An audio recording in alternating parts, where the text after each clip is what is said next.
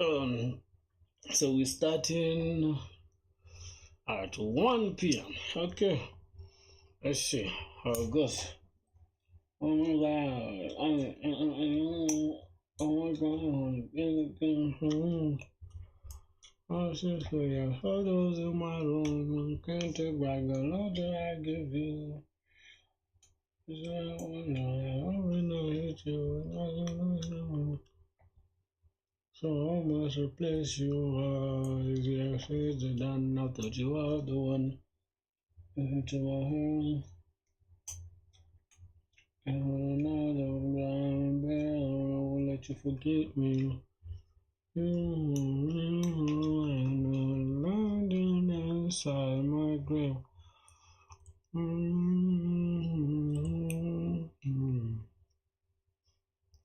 I take prescription to make me feel okay.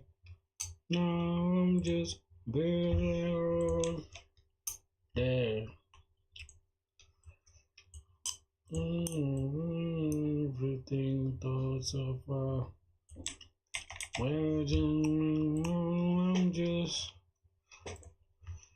better. I do it over again. I didn't win it and I won it. You are made of a plastic fig. I was standing by running across your ways. Oh no, you forgot a pretty ass face. I give you my heart and your mouth's heart break. Oh my god, my heart break. Oh my god.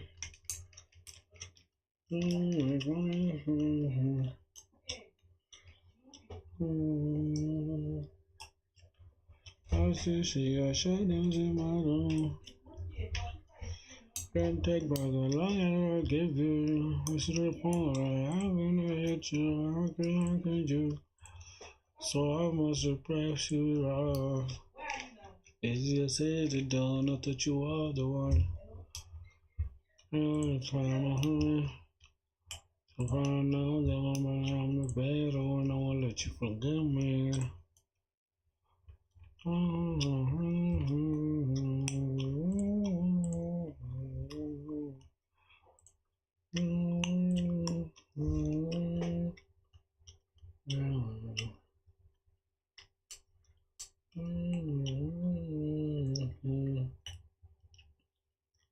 Thoughts of our wedding. I'm just rattling off there.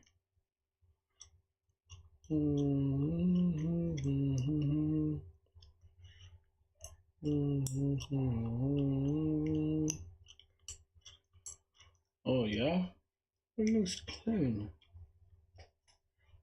Oh. Mm,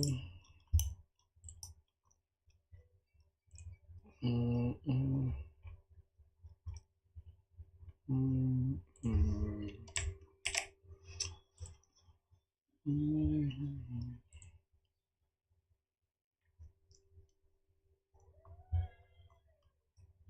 Okay. What else? I think that's it. Mm,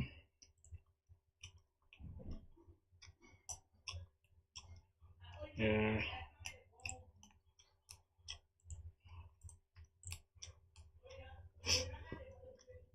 Mm.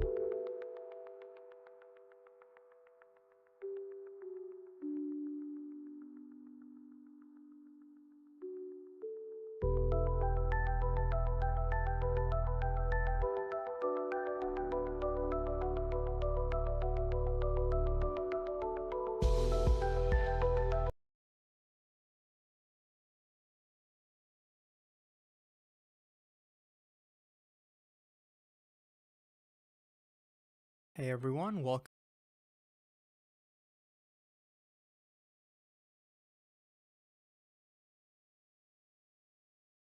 back, and let's write some more neat code today. So today let's solve product of array except itself. So this is another problem from the blind 75 list. As you can see, it's over here, product of array except self. So I'm going to be adding that video solution today. And we're getting one step closer to having every problem in this entire list filled out. So for this problem, we're given an input array of integers nums, and we want to return an output array for every single number that we're given, where for each value in the input array nums, we're basically multiplying every single number except that value and then returning that as the result. For example, in this example, you can see we're given 1, 2, 3, 4. So for example, for this value 1, we would want to return the multiplication, the product of every other value. So for these three values, the product would be 2 times 3 times 4. That's going to be 24. So for the first value in the output, we're going to put 24. Similarly, for the second value, we want to multiply every value in nums except for this value. So that's going to be 1 times 3 times 4. That's going to be 12. So the second value in the output array is going to be 12. Now the hard part about this problem is basically the restrictions that they give us. So we have to solve this problem in big O of n time, and we have to do it without using the division operator. It would be really easy if we could use the division operator, because what we could basically do is take the product of all of these values and we know that would basically be 24. So if we wanted the first value, so if we wanted 24, we would divide that, but the product of every value and use the division operator. So if we wanted the product of every value in here except the 3, one way we can break it down is basically get the product of every value before 3 in the input array and get the product of every value after 3 in the array, and then multiply these two values together, and then that's going to give us the value that we would want to put in this position in our result. So it would be helpful for us if we want to do that for every single value in the input array, if we basically just compute the prefix product for every single position in the input array, right? And then put it in a prefix array. And since we're also going to be wanting the product of values after, it would also be helpful if we computed the postfix product of every single position in the entire input array, right? And we can compute both of these in big O of n time. It's a pretty simple algorithm, right? We'd basically start at the first position. Okay, this is going to be 1. So if we're adding this value, we're just going to take the previous value and multiply it by 2. So this is going to be 2. Similarly, we're going to take 2, multiply it by 3. We're going to get 6 here. 4, multiply it by 6. We're going to get 24 here. And for postfix, we're here. This is going to be 2. Similarly, we're going to take 2, multiply it by 3. We're going to get 6 here. This is going to be 2. Similarly, we're going to take 2, multiply it by 3. We're going to get 6 here. 4, multiply it by 6. We're going to get 24 here. And for post,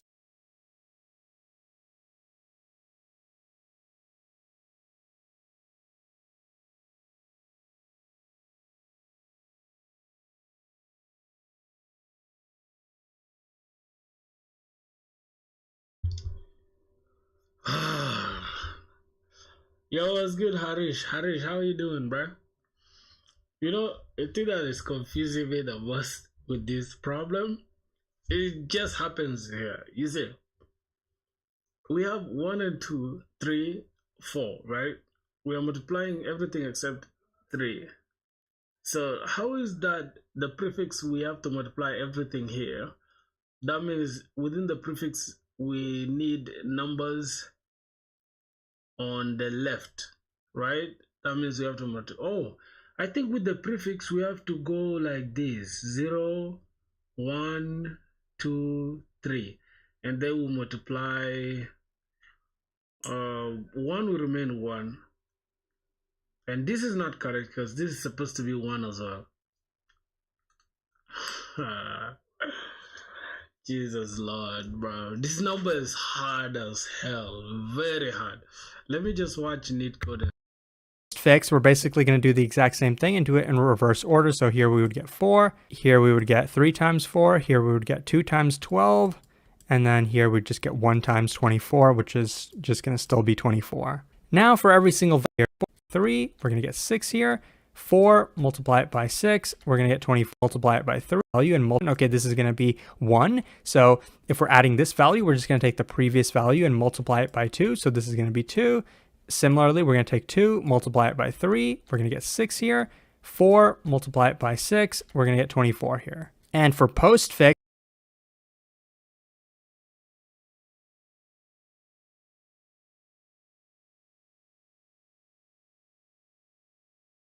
so why are we not, if we're doing 1 times 2, if we are putting 1 here and then we're saying 1 times 2 is 2, why are we not saying, why are we again saying here 3 times 2 to get 6, but why are we not saying 4 times 3 to get 12? That means we have to use the numbers with, okay, don't multiply this number. It's 4 times 6 to get this. So from here you can multiply 2 times 3, but you cannot multiply 3 times 4. What kind of sense is that? I think this doesn't make sense. So we're basically going to do the exact same thing and do it in reverse order. So here we would get 4, here we would get 3 times 4, here we would get 2 times 12, and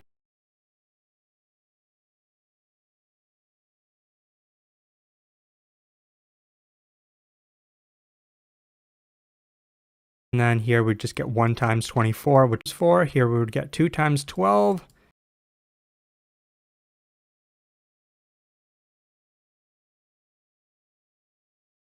And then here we just get 1 times 24, which is just going to still be 24. Now for every single values, for example, 1, we would want the prefix of every value before it. Now, since there are no values before it, we can just say, okay, the prefix for that is just going to be a default value of 1 to keep it neutral. And so we'd also want the postfix of every value that comes after it. We can get that in the position to the right of 1. So we'd want to multiply those together. So 1 times 24. So in the output for this, we would get 24. That makes sense because if you multiply all these together, except for this one, we do get 24. And then we just repeat the exact same process for every value. So over here, we'd want the prefix of the values that come before it, and we'd want the postfix of the values that come after it. So 1 times 12 is just going to be 12. That's going to be the output. Again, repeat the same thing for here. The prefix is 2, postfix is 4. We're going to get 8 as the output. That makes sense. If you take 24, if you take every value in here, multiply it except for 3, we do get 8.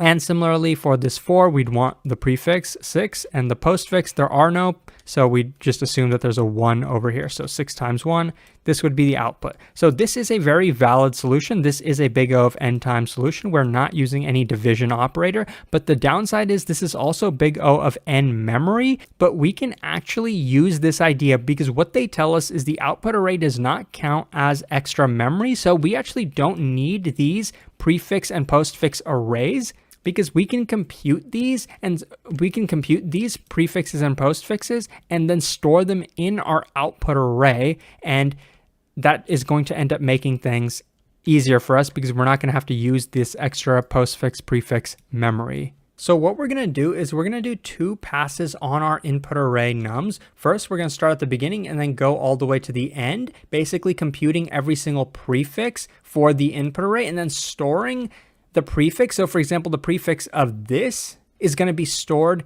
over here, right? Because that prefix is needed to compute the result for this position. And so at that point, what we're going to say is every prefix is going to be in the output. Basically, the prefix over here is going to be stored in the second position. The prefix over here is going to be stored here. The prefix from this is going to be stored here.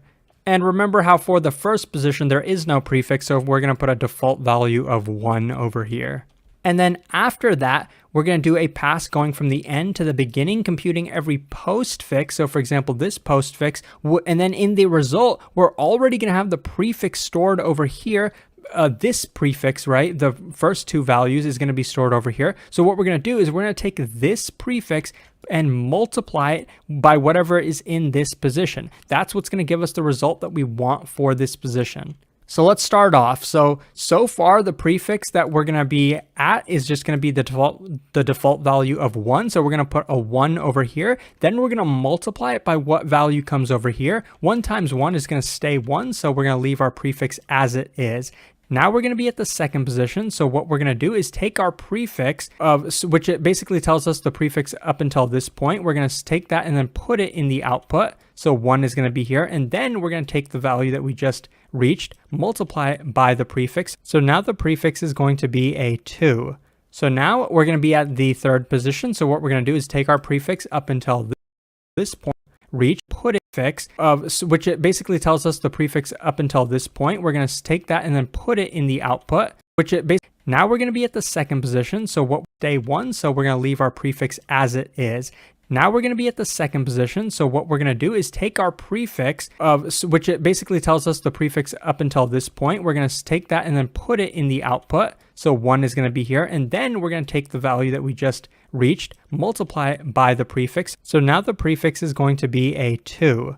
So now we're going to be at the third position. So what we're going to do is take our prefix up until this point and go ahead and put it in the output. So 2 is going to be placed in the output. Then we're going to take the 3 and then multiply it by 2. That's going to give us a 6 for the prefix so far. So at this point, we're going to take our prefix 6. It tells us the prefix up until this point. So we're going to take it, put it in the output. 6 is going to be put in the last position. Then we're going to multiply 4 by 6, which is going to give us 24. But that value 24 is not going to be put anywhere because clearly we have run out of room to put it. So we don't need to store it in the output. So now we visited every single. Why are you telling me to rest? It's not like I'm tired, bro. Calm down. You say what's my plan? Really, my plan is to just code every single day. I just want to understand this concept. There's something I'm not getting in this concept. As soon as I understand it, I'm good. Okay. Value from the beginning to the end, computing the prefixes and then putting them in the output array. So now we're going to start at the end and go to the beginning and do the exact same thing, except we're going to be doing postfixes, which are basically starting from the end of the input array and computing the products. Once again, the postfix is initially going to be set to 1. So what we're going to do is take the 1, which tells us the postfix up until this point, basically an empty thing. And that makes sense because for this value 4, we would want the prefix of it as well as the postfix. But there is no postfix, so that's just going to be a 1. So we can take that 1, multiply it by 6. So 6 is going to stay the same. So that's going to be the result value for this position. But then we're going to take 4 and multiply it by the 1 in our postfix. So our postfix is now going to be 4. So we visited this position. Now we're going to be at this second position. So we're going to take our postfix, which tells us the postfix up until this point, and then multiply it by the 2 that's in this position. So 4 times 2 is going to give us an 8 for the output value.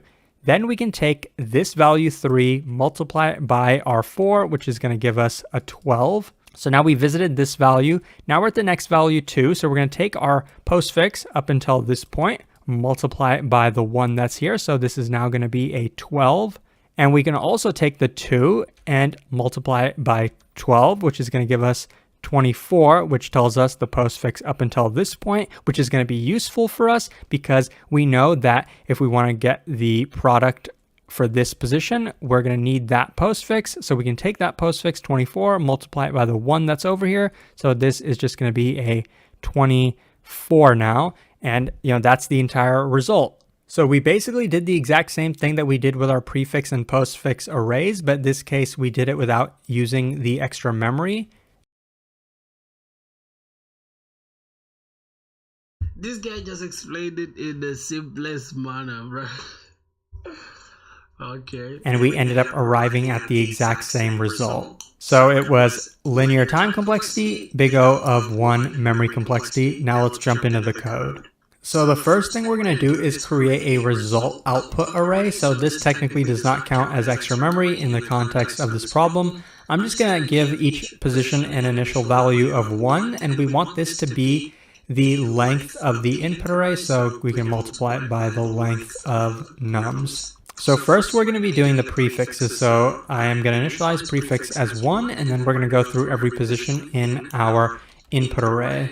So for each position in our result output array, we're going to take that prefix and then just put it in that position I, right? And then after we've done that is when we're going to take the input array value, nums of I, and multiply it by whatever the prefix happens to be. So prefix is just going to be multiplied by this value. So that's how we're going to be computing the prefixes as we iterate through the input array nums. And we're going to be storing the prefixes in the result output array. After we've done that, we're going to do the exact same thing with the postfix array. Well, almost the exact same thing. So we're going to start at the end of the input array and then go up until the beginning, and that's how you can do this in Python. And so in this case, bro, this Python syntax is weird. What the hell is negative one, negative one, negative one? This is not good. result of I, we're not just going to be simply storing the postfix value, because we know that would end up overwriting in the result whatever the prefix we stored was. What we're going to be doing with the postfix is we're going to be multiplying it by the value that's already in results, because that's simply multiplying the prefix and the postfix together. Once we've done that, we know we do have to continuously update the postfix. So with postfix, we're just going to multiply it by whatever value happens to be in the input array nums. And once that is done, we're actually done with the entire problem. Then we can just return the output array result. So this is pretty much the most... Oh, goodness. Thank you, Nitcode. Thank you. Where is he, bro? How can I subscribe twice to Nitcode, bro? This is beautiful. This guy explained it better than any... So, let me continue listening to my trap music, and I can go ahead and solve the problem real quick. So I'm just going to remove this because I did this without understanding the entire thing. But yeah, let me go and understand it better now. I'm going to remove this. Optimal solution. Okay, I'm just going to leave this. I'll leave this. I'll leave that there. So, okay. Let me play my trap music on the left. You guys won't be able to hear the trap music, but I'm in jam.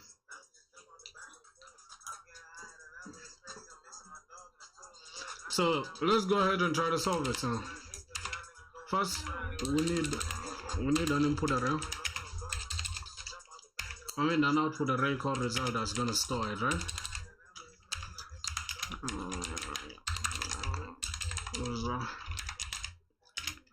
That is going to be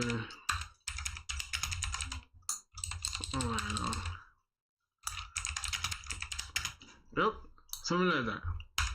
We are going to store it here. I'm making sure we need to turn this length. Let's get the length of the array. So int n is equals to nums dot length. Okay, then this should be that length.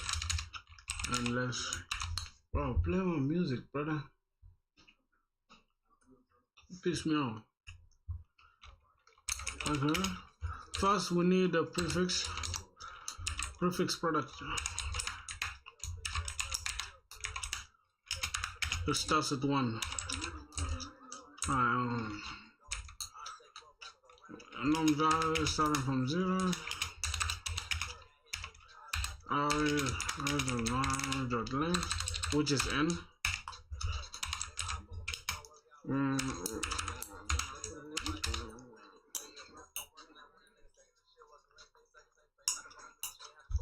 Then we need to get the opposite of this one for the suffix.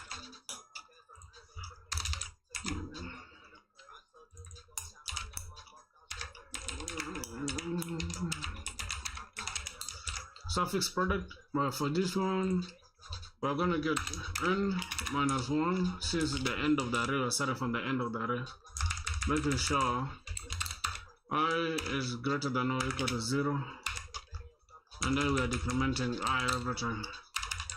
Okay.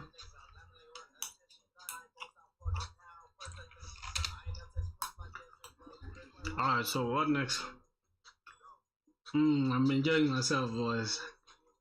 So here we get our result on array, and for every position we make sure we just add the prefix product. We add the prefix product in, and then from there we multiply the prefix product. Prefix product is equals to nums under position. We multiply it against itself, right? Prefix product times nums I, and that is it. But for this one, for the suffix, we need to get actually the result. So result. What's going on with this?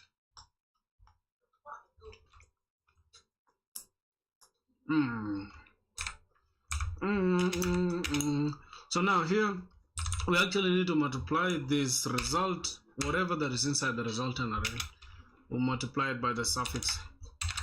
Wait, we're multiplying by the suffix, yeah? Suffix product, yeah. Because it will not make sense for us to again multiply this and then just replace it with whatever that's here rather than multiplying it. So okay, now we get the suffix product. Suffix product multiplied by whatever that is inside the nums array, and then we just return the result.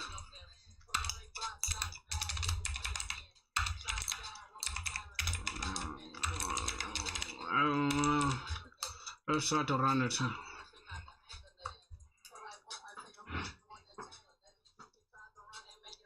Wow, what is the problem? What's the problem? Okay, this is an integer. Huh? My bad. This is also an integer. I'm forgetting this is Java, bro. We have to be strict to the types.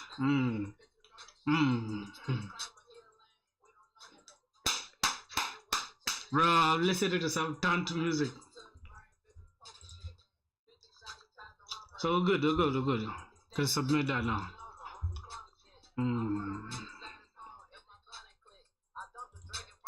I think that's it. We are done with the product of array except self.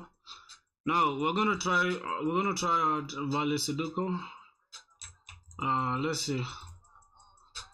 I'll close this off. vidIQ. Okay, with the board. Determine if a 9 by 9 Sudoku board is valid. Only the field cells need to be validated according to the following rules. So we need rules to validate the what's going on here? Only the field cells. Okay, that means wherever we don't have anything, we have to ignore it. Why does my music stop every time, bro? Yo, brothers, today we're streaming for 8 hours. You feel me? I forgot to put the timer, but yeah. And I think we're done with 1 hour now. Let me look at it. We got 1 hour, almost 1 hour. It's okay. Let me. Timer 8 hours is like how many minutes? Let me first check my calculator. Well.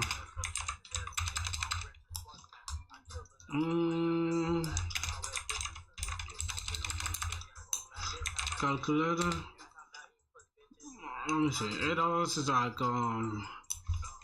60 times 8, I guess. So we have 400 and no, this is 480. So I think 8 hours is way too much. But let's see if we shall manage to reach there. 480. Well, we finished 40 minutes already, so let's go 420.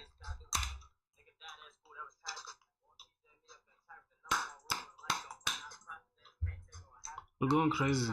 Bro, I'm listening to some trap music. Determine if... And what we're going to do today, right? As soon as we finish this last one, we're going to do some revision on these ones so that we know that, hey, we have some ideas here. So I think that's something we need to do before we can even go forward. I need to revise the mediums, which is group anagrams and top K frequent elements, and encode and decode strings. I think that's something I need to do even right now before I go forward. So I'm gonna leave this vidIQ for now.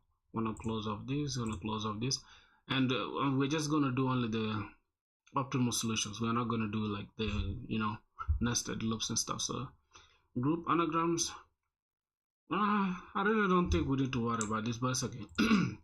Let's check it out. I'm gonna open it to the side as well. Also the top k elements and encode and decode. Okay, so we can start from here going backwards, but we don't have it here. We have to pay for LeetCode Premium, which is we're not gonna do that. LeetCode Premium, nah, bruh. So we shall do it just within LeetCode. So I'm just gonna click encode and decode strings. So let me just go ahead and remove these solutions. I think this is okay. We don't even have to worry about all that. Just gonna remove this and take this thing off as well, and the same applies to this. I already understand it, so why are we even wasting time here? But we are trying to do some revision. That's the best way to learn, so we can start from there. Okay, we have this encode and decode, and we can go to this as well. Let me take off this top k element. Can take that off. I don't want to look at the solutions, that's why I'm removing them. Okay, let's look at valid anagrams. I think those are the only, if I'm not mistaken, let's click this. Yep, those are the only medium questions so far that we've done. 1, 2, 3, 4. We are just left with this vidIQ and longest consecutive sequence to finish this. Let me see. Where's the roadmap?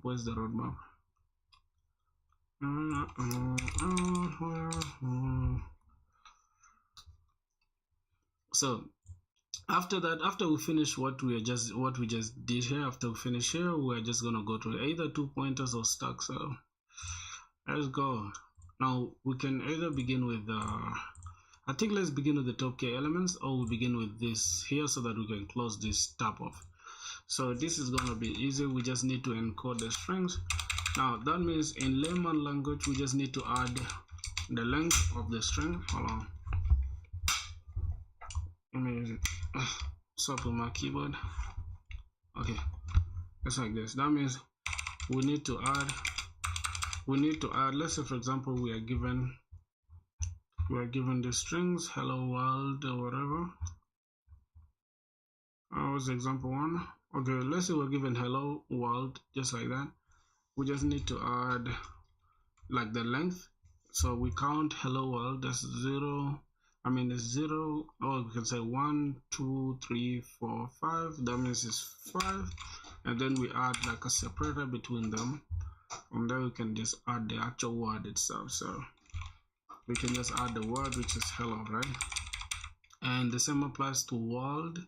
We're gonna count world, how many letters are there? 1, 2, 3, 4, 5. As 5 characters, we have a separator between them, and then we put world. And given the only constraint here is we do not have this hash in the input array. Okay, in the input array. So I think that makes sense. Bro, let me remove this. Oh my god, it's making my ears hot, bro. God damn. Jesus Christ. Who has this same thing as me, bro? If your ears like this, let me know. My ears just funny, bro. Anyways, that's it. So we got that in place. Now, in order to encode this with code, in order to implement this, we need to just add this. And first, we need to get the length, which is strings. We have strings as the array itself. We're just gonna say this is going to be the length. So let's say int. And we can say n representing the length, right? Or we can just call it as len is equal. So now we need to get that, which is strings dot length, and that is okay. From there, we need to now go ahead and look through this, but we need a string builder. So I have string builder is equal to new or we can just say builder here. Say builder is equals to new string builder, but let's just keep it as string builder. So string builder is equals to new string builder.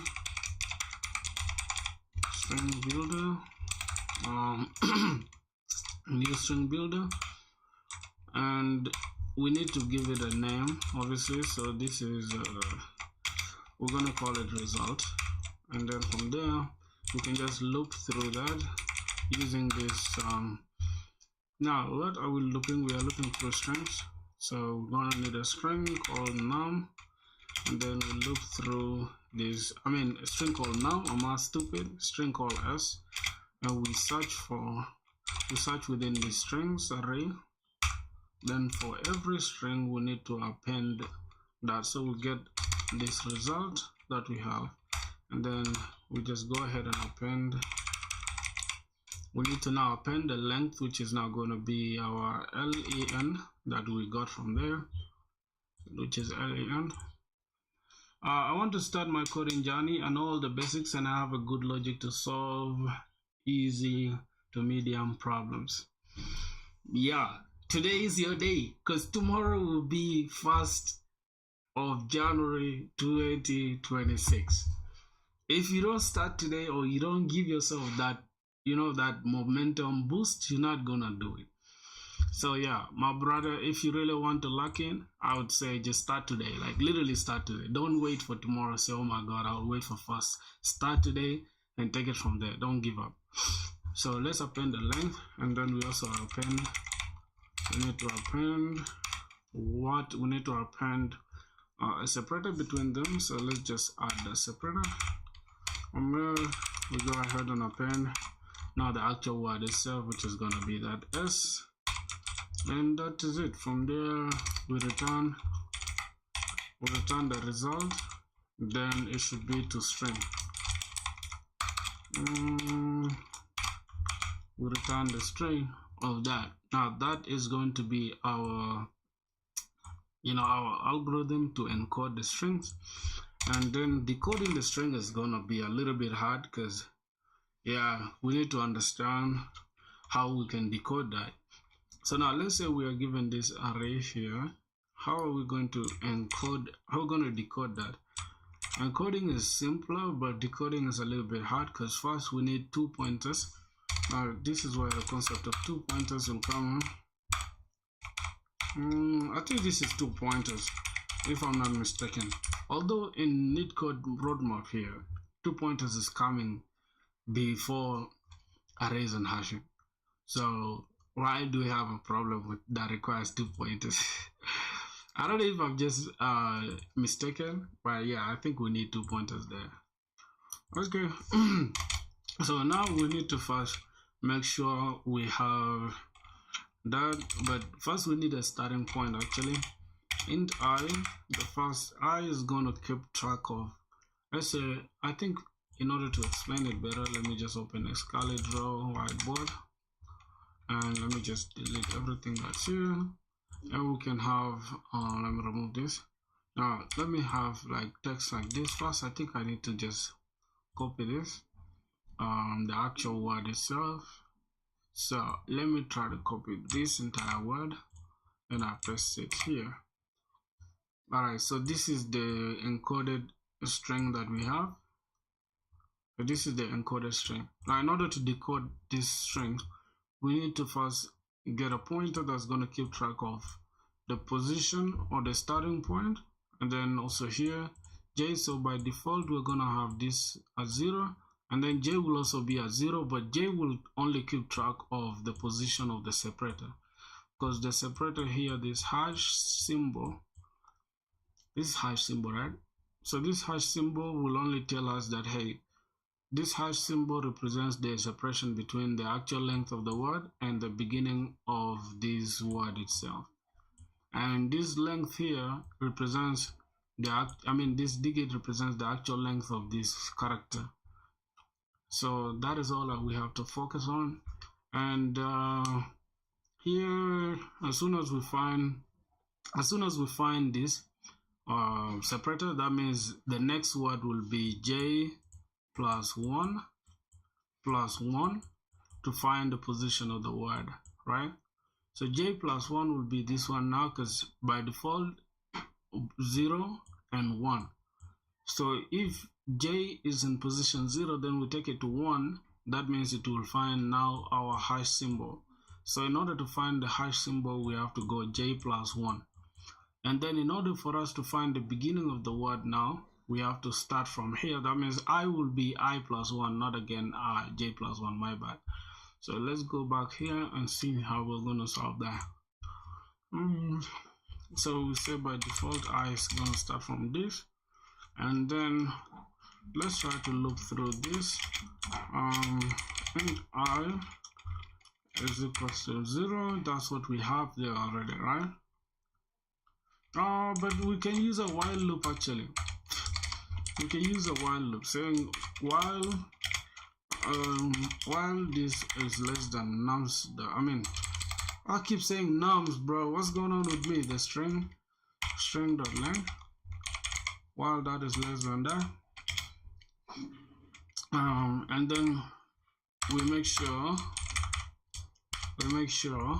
we perform something with j. So let's first find the position of j. Then j, we're gonna say int j is equals to, let's pick the str, which is a string, and then we find index of that character. We get this character, and then we make sure we reference this position of r, and then now we need to also get the length. So int length is equals to, now we need to grab this integer dot parse int, and then we make sure we get this substring. We are looking for this within the position, so it's going to be I and j, right? So we need to get this string dot substring, and then we'll grab that. We grab I and j. Now I and j are the substrings here, so that means we pass int this.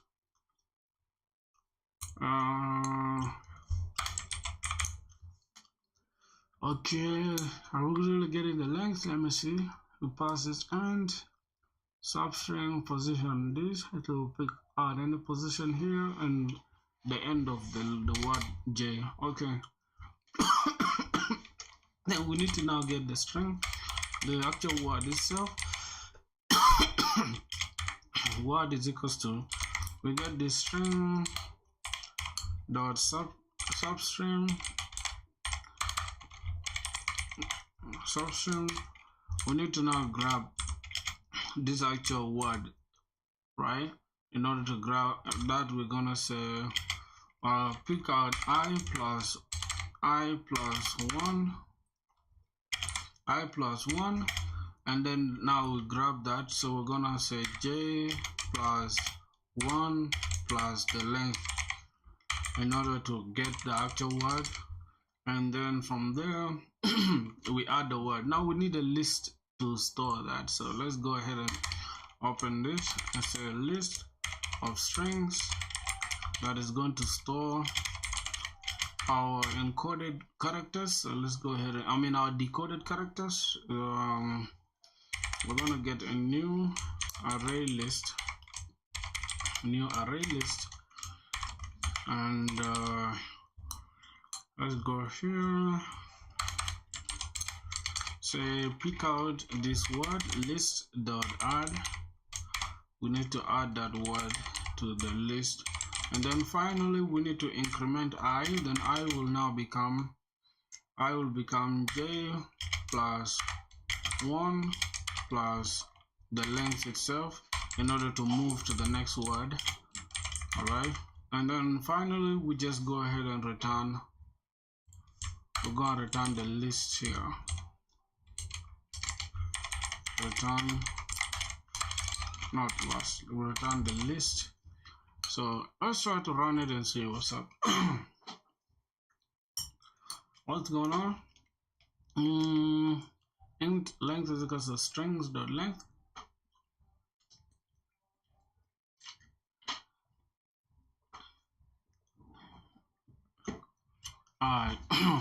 let's have a look at our encoding. Here is the one that has the issue. Wait, what's the word? Strings or length? No, we're supposed to use a string, which is s, because we need to use s actually, not strings or length. We need to use s dot length.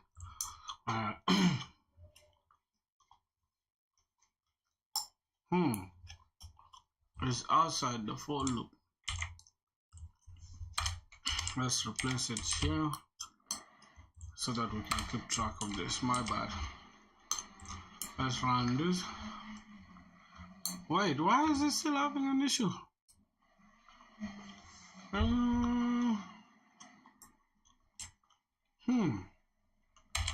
It's okay. Let's just replace it like this within here. Let's say s dot length. Oh, we didn't include this. My bad. We can even leave it outside, but we change this into a method. Okay, fine. Let's use this as a method. Change this into a method, and that should run properly. Oh my God, what's still going on? Let's take it to the scope of this. Okay, let's see. Let's run this now. Wait.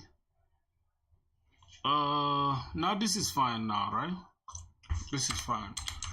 The other problem is now within here we have while s dot length. Okay, we need to also keep track of this. Is gonna be length like this. Okay, let's go. Oh, why did we fail? Your output, input this, and output, we are not storing the length. So what's going on here? Append s dot length. Okay, let me just come here and do it like this.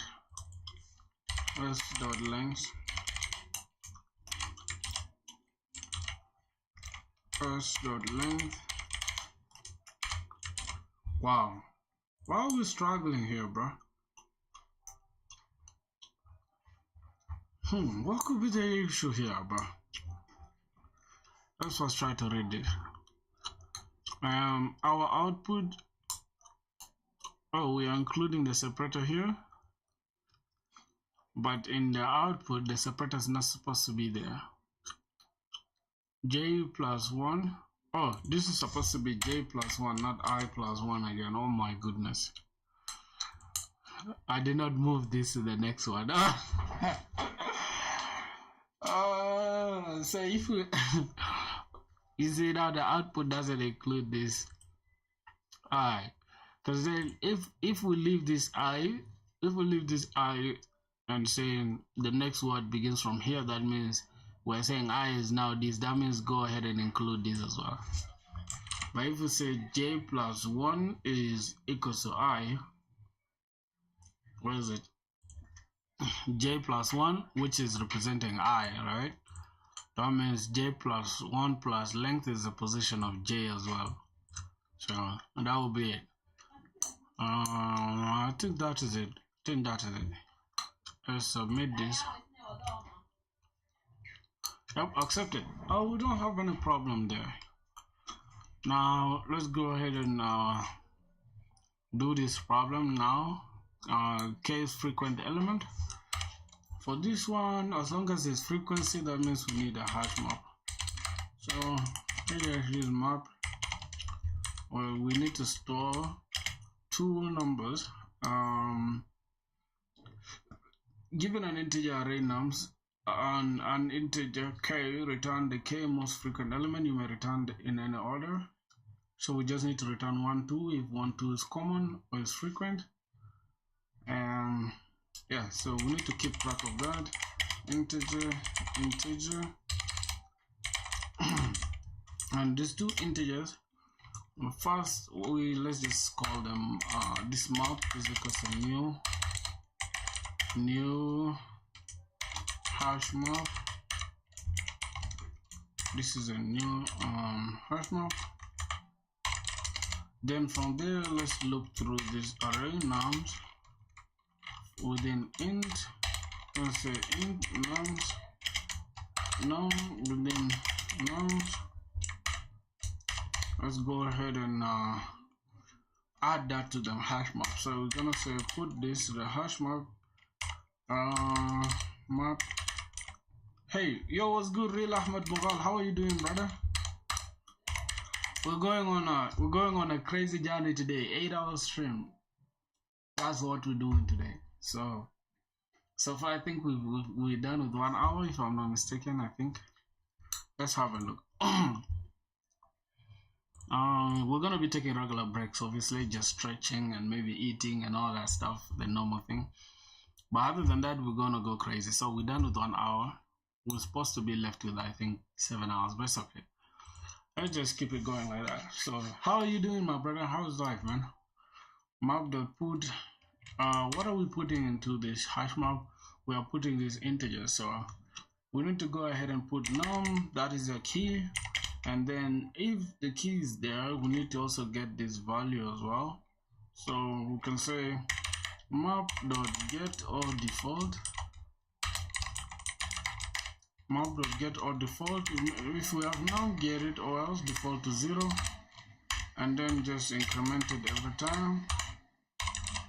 And then as long as that is done, we need to also get a list. So we need to create an array list that is going to store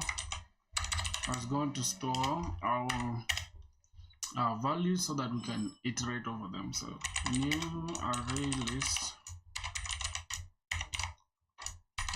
array list, and now for this one we need something. We need to get this map dot entry set. We need to grab the entry set, that means the elements within the map, and then here we need to enter elements into the map. So we get map dot entry. I think it's entry like this, and then we need to add some integer. So integer, we're adding integer to that hash map, integer like this. And then from there we need to now grab the elements to say list dot. We need to sort these elements by descending order. So if we are starting with A and B, we need to grab this lambda function, and then we grab B dot get value. We need to get the value of B minus the value of A. Get that value. I'm good. How's life, my G? How's everything? How's India? Oh, you said you're in Pakistan. How's Pakistan, man? Okay, then now we need to create a new int array. There's gonna be result. That is gonna be new. A new int that is gonna store a fixed size of k, and then from there we loop through this. But since we want to store the value to be like this, the answer to look like this, the output to look like the way we want it, 1 and 2, we can just say int I is equal to 0. For I, it should be less than num's length, length, and then we need to increment this every time. Now here we can just say give us this result, and then for every position in that result, go ahead and fill it with what we have, which is the list dot get. For this one now will be list dot get position I, get everything within the list, and go and replace it with the get key. That is that, and then finally we just return the result. Now let's see what happens. This is not optimal solution, it's okay. Hey, I'm from Nepal. Oh, that's crazy, bro. How's Nepal, my brother? List map dot entry, and what are we getting? Map dot entry, How's Nepal, brother? We have a list and entry set. I think we have a problem with the list, just. Yeah, we have a problem with the way we are defining the list. Let's just go back to the drawing board. But everything else is correct. Let's get out the list. First, the list is going to contain a list of integers, right? If I'm not mistaken. So we get map dot entry dot entry. It could be entries, I don't know. Entry. And then this now we create. Alright, we create integer. We need to insert another integer as well. And then this will be list is equals to new array list. Making sure this is map dot. I think for this one we need to now grab the entry set. So entry set, just like that, and let's run it again and see. I can't with Java syntax, bro. C++ is so clean. I'm telling you, bro. I don't know what's going on here. Wait.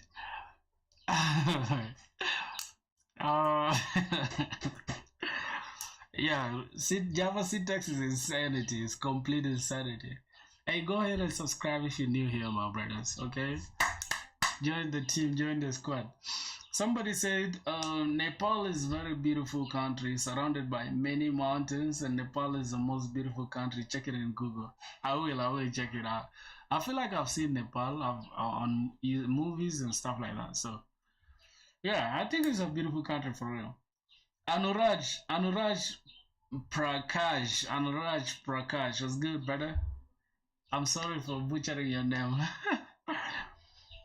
Yeah, I feel like C++ is good, it's clean, that's true, but also like, come on, bro. I don't want to be coding in C++. I want to apply for backend roles, which is Spring Boot in general, so I'll be using Java. So I might as well just use Java syntax.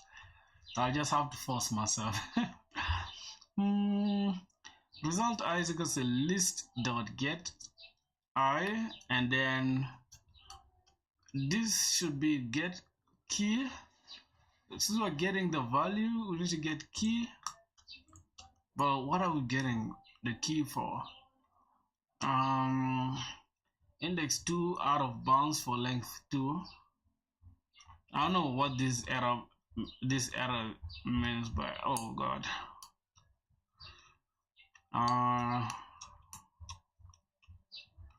Okay, let's see. Which key are we getting? Let's see, set key. Is it gonna make sense for us? It's supposed to be get key. It cannot be set key. We need to get the key, which is which is what we are storing, because we are storing key value pairs. We are storing key value pairs into the list, right? Yeah, I would also suggest to go with Java, because Java is everywhere, bro. From job perspective, Java is the best. Yeah, you're right. If you also want to like work at in trading firms, or you wanna do quant trading, then you can jump into C++. I think it's the fastest language out there, right? But it's super fast though. It can't be the fastest. I think C is the fastest, but I'm not sure. So I don't know why we have an error here, and this is the problem. So result I is equals to list dot get I. So what are we getting from the I? We are getting things from this list, and we are storing them. We also need to get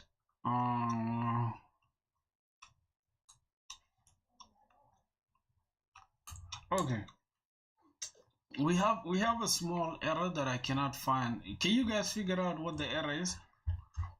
Okay, here we have the hash map. We have elements that we are putting into the hash map, and then from here we are trying to store these elements. Alright, map.entry, we are storing integer within the list, and then we are grabbing them from the entry set, and we are sorting them in a descending order. Then we have created a new array or called result. You get it? That is going to be our output array of fixed size k, and then for int I equals to this, I less than this, we increment that, and then for result we need to get list.get I think it is list.get yes, .get key. I don't know why. To C++, I would have helped you. Oh, okay. Let me just ask AI for the what's the issue here? Let's just ask this real quick. That populates the array. It iterates through nums.length instead of k. Oh my goodness, that's where the error is. Holy cow. Holy shit. You see here? I is less than k instead of nums.length, and I should be less than list.size. And that's not our problem. See, the problem was here. We are using nums.I rather than k because we have a fixed size of k. My bad. Yeah. Anuraj was good, bro. Digs it, my brother. We forgot something. Okay. Just like that. Yeah. Errors do occur. Well, this solution is not bad, but if you ask me, this solution is not optimal. So we can use min heap for that to get the answer. So I'm just gonna call this. This is going to be O. This is gonna be O of n log n. Well, we can change it into O of n, I guess. Let's look at this, the follow-up here. Follow-up, your algorithm's time complexity must be better than O of n log n, where n is the array size. So this is O of n log n because we are storing things in the list and we are sorting them. You know, sorting. Yeah, I think sorting is O of n log n if I'm not mistaken. Right? Sorting, anything to do with sorting will be O of n log n. But looping using hash map and all that is going to be O of n times this will be O of n log n. So yeah, we need to make it better. Let's try to make it better. Try to make it better. I think most of the things will remain the same. Like for example, here up to here will remain the same. Yep. I need to just copy this down. Here will remain the same, except we just need to uncomment out this. So yep, adding these things to the hash map will remain the same. Now let's just go back here and then we can create a priority queue. So we're just gonna say queue. The queue is going to store integers if I'm not mistaken.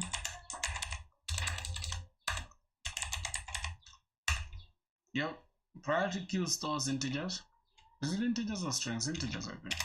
And we're gonna call this main heap. Main heap is equal to new priority queue. Priority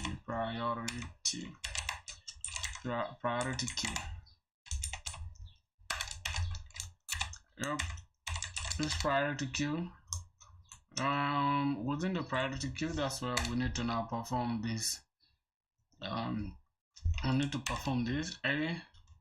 I think it can be A and B, and then a lambda function that will take in. We get B times. Not times. B dot. How do you get the value? So the other one we said get value. But this one I think we just say get b dot get something. Is it get I? I think it's get I.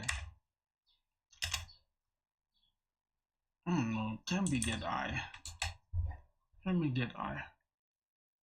Let's just say b dot get for now. I think it's get value, something like that. It's very close to this dot get value. Let's just say b dot get and then minus a dot get for now. If we get an error, we shall correct it. Then let's say we have a fixed array, so let's go ahead and create a new array. Result is equal to new int array of fixed size k. Then oh my gosh, now we need to loop through this. Array int I is equals to 0, ai should be less than k, and then we increment I every time. Now here is where the magic is going to happen. Say result in position I is equals to, now we look at the top element, then we'll say if, okay, let's grab this. I'll create an if statement. Now we need to add, how do we add things to the min heap? I think it's min heap dot poll. No, min heap dot poll is to remove. So let me look at our methods for adding and removing from min heap. What are the methods for adding and removing elements from a min heap? Java. Let's see. I think it's going to be priority queue. Okay, add elements will be offer, so we need to offer. It's going to be offer, that is add, and then for add method which appends the value. No, we need to offer, so it will be something like this: min heap dot offer 3, min heap dot offer, min heap dot offer, min heap dot poll will return once is to remove. Okay, that makes sense. So we're gonna say min heap dot offer. We need to offer dot element. We are adding I, then calling it. This is kind of difficult, if you ask me. I think I'm gonna get stuck somewhere here. So let's see. So let me say if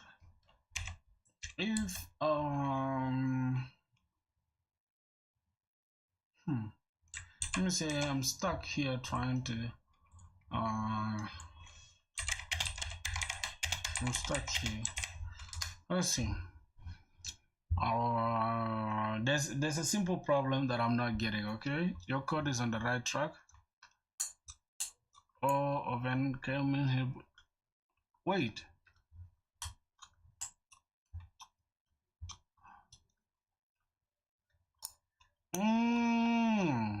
For map.entry.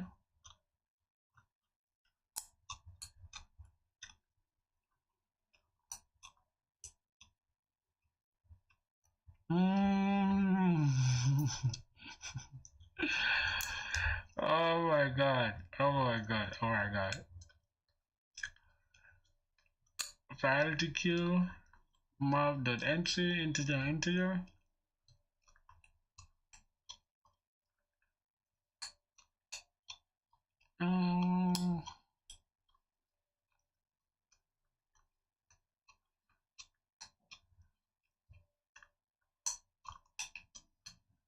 Bro, much better than O of n log n.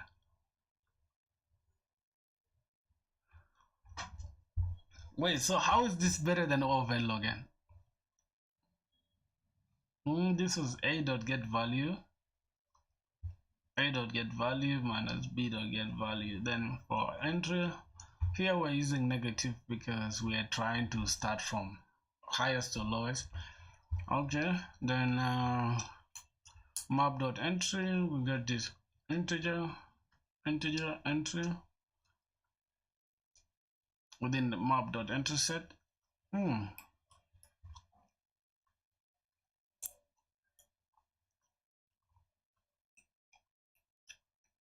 Wow.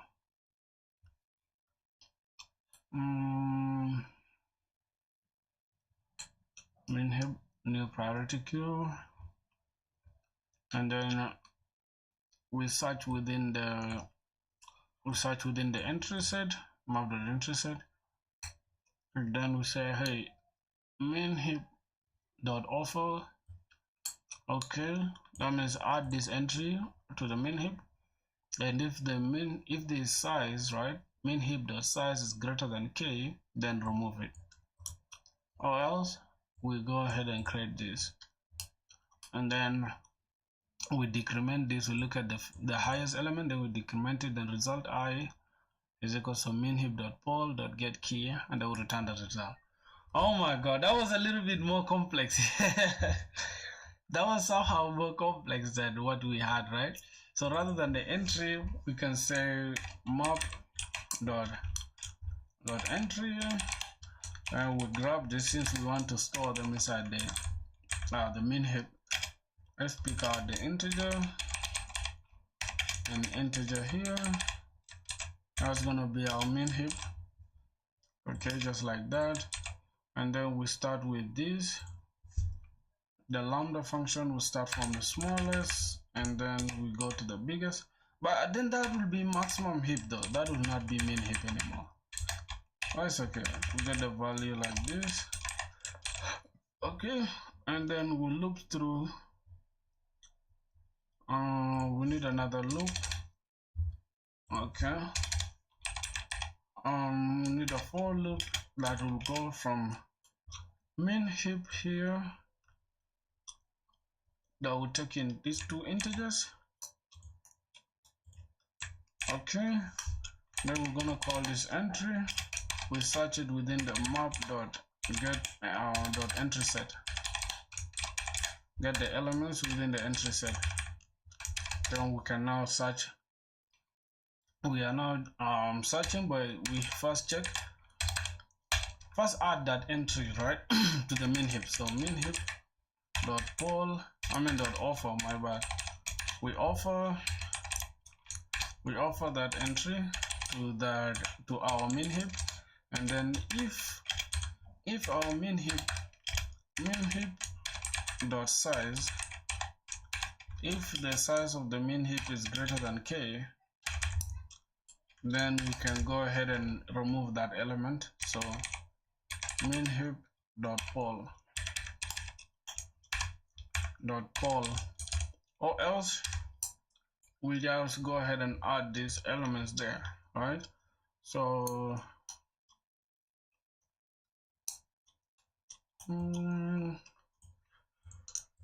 now here we need to decrement, because let's say if we don't decrement, right, we are going to have something like this. Result I, we are going to populate our result array with this. Is equals to, we get this map. Is it map? Hold on, let's look at what we have here. Min heap, not map again. Gonna have min heap dot poll dot get key, just like that. And then now if we run this, we need to return result at the end of it. Return result. Okay, let's try to run this and see what's going on here. Min heap dot poll dot get key. Couldn't find the symbol. Min heap. Oh, it is min heap like this. Unk be grinding. You know one, bro. You know what's up. Okay, so we have a problem. We're supposed to keep it as priority queue. That's like this. Priority queue. All right, let's continue. So we don't have minHip.poll.getKey. We have minHip.poll. Wait a minute. Isn't it the same thing? minHip.poll.getKey. Is it not the same thing?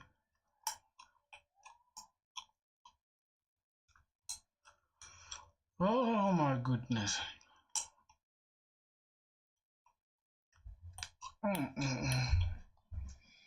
Monster was good. Oh god. What error did we commit here?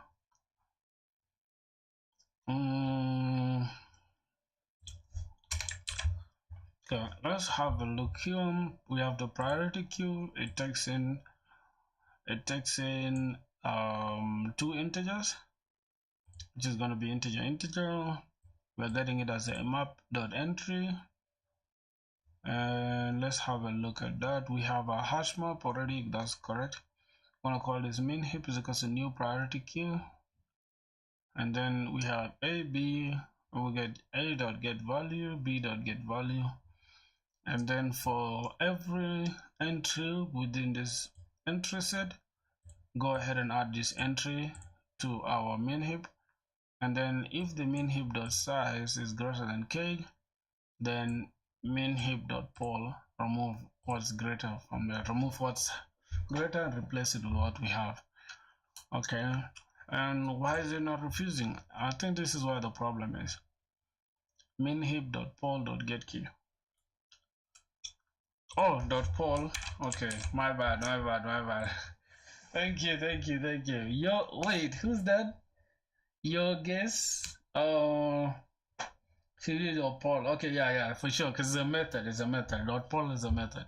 Even here, we are using the same thing. What's the name? Yorkshire Pandao. Your name is hard. You guys have the hardest names ever, bruh. Alright, so that should be okay. So what's the time complexity here? We need to break it down. Since we are not using actually we are not sorting, this will not be O of n log n again, but this will be O of n plus O of plus n log n. I mean plus log n, I guess. Alright, so let's ask what's the total complexity? What's the total time complexity for this, and contrast it with the sort method. Okay, let me charge my computer. My computer is 10%.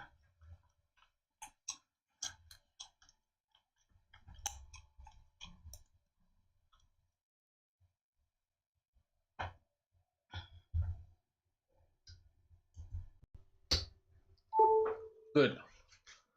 So your heap method has O of n plus m log k time complexity, significantly better than the commented sorting approach of n log n. When k is less than n, both share O of n hash map building but differ sharply in the second phase. Heap time complexity breakdown. Hash map construction, O of n for n elements. Heap operations, m offers and m offers an up to m to k pulse, each O of log k, since heap stays k totaling O of m log k, where k is less than or equal to n in unique elements. So the resultant time complexity will be O of n log k. Wait, is it O of n log n? No, it's O of n log k. So what is k now? Sorting time complexity breakdown. Regardless of k value. Heap O of n log k, O of n log n. And then k, best when k is less than n. K is equal to 5, n is equals to, oh yeah, that is significantly greater. That makes more sense, right? So it's okay. Now we're just gonna say tc here. Here is o of n log k, alright, which will be o of n plus m log k, but m will now be negligible, right? Where m is negligible. I think that is it, right? We can ignore m, where we can ignore m and have, we can now have o of n log k, right? I think that makes sense.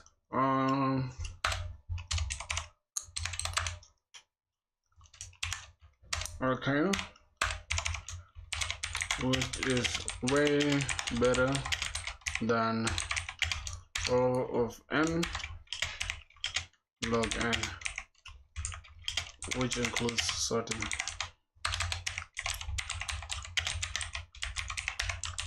Okay, so I think we are not good, bro.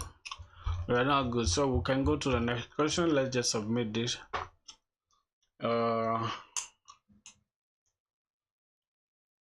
Okay, we can submit that, and all solution is okay. Let's remove this now. Next question is grouping anagrams. Let's go ahead and remove this. Grouping anagrams for the brute force solution, we're not gonna deal with it for real.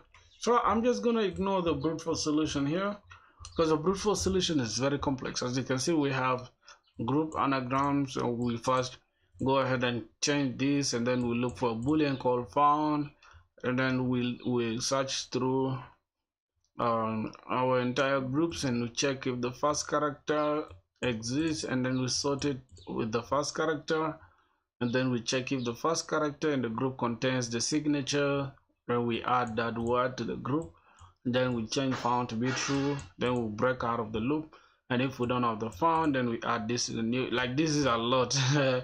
This is a lot. So let's just go ahead and try to solve it just like this. But I think solving this is just it's not gonna give us any good return of our time, so we're just gonna go through it and see. Now we have hash map of string containing list of strings. Hash map, and for each string within strings, we say character array characters. We change this first into characters to character array, then we sort it. And then from there we have a key. Okay, then we make sure we check this as within this string. We use key, and then we check map.compute if absent. If we have the key, and compute. If we don't have the key, then compute. We use k, and then we build out a new array list, and we're adding s, and we grab all the values from the array list. This one is really, like, it's not that hard if you ask me, but this brute force is hard. It's really hard to come with a brute force solution. That's why I feel like this is okay. If we just submit it, we'll see we are correct. Yeah, we're not gonna waste time there on group anagram. So we're done with revision. We're done with also this. Let's go back to the roadmap and click here. So we are done with everything here on arrays and hashing. So we are left with only valid Sudoku. Valid Sudoku, as well as longest consecutive sequence.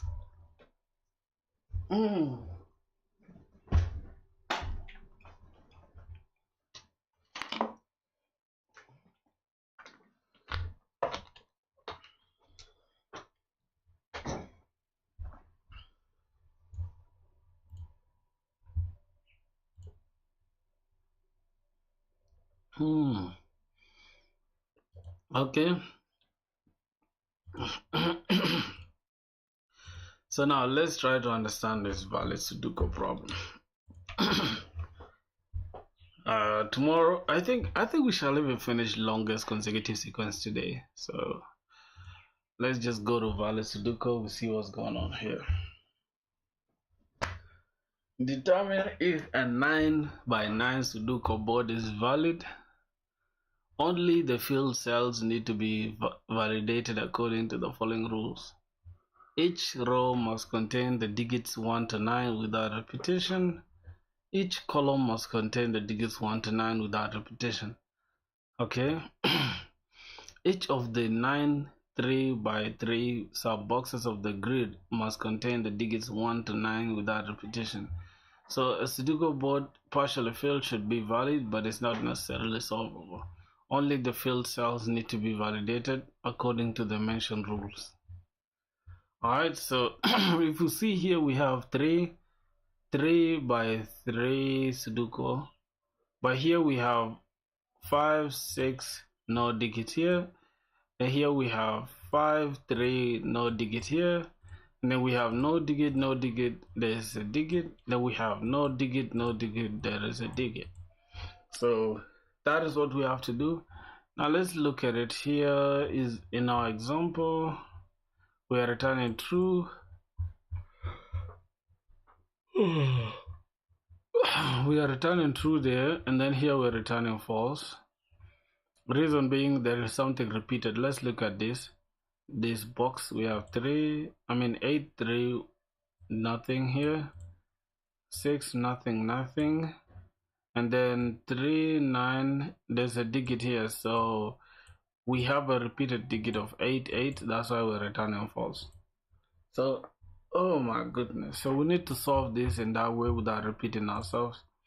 Now let's look at how our entire thing looks like. We have 5 3 nothing, 6 nothing, 8 nothing. So this one is valid. If we had like 5 here, it will be invalid. So let's look at this as well. This will be, I think the best way to do it is to just open a Scarlet draw so that I can try to understand it better. Just remove this.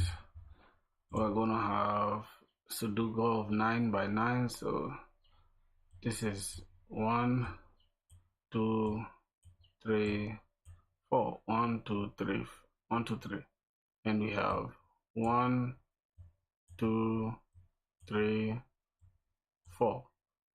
Okay, something like that.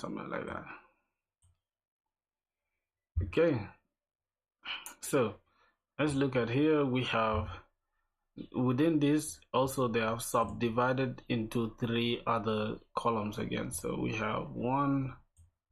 Oh shit, we need to make this one bigger. This cannot help us, so we need to make it way bigger. I think we just use this like this. 1, and we can just copy it like this. 2 3 4, just like that. Then we can have 1 2 3 4. Java again? Yeah, Java, bro. We're doing Java. We're doing Java, bro. Wait, for some reason I keep drawing them small. Okay, 1 2 3 4. Then 1 2 3 4, just like that. Sup, Unc? What's good, nature? New Year's stream? Yes, sir. As you can see, bro, I think we've streamed for like 2 hours now, or 1 hour. Yeah, almost 2 hours. That's good. So we have 6 more hours to go, bro. We're going crazy today. So let's look at this. We have let's divide this into 3 more, right? So let's get this. We'll grab 1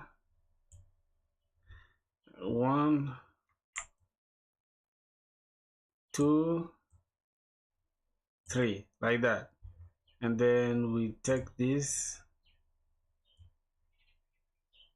1, 2, 3. Yes, yes, yes. So we're just gonna consider only this, and then the rest we shall not worry about it. So here we have text. This is gonna be somewhere like 5. Let's just say 5. As long as we are not repeating, we are good.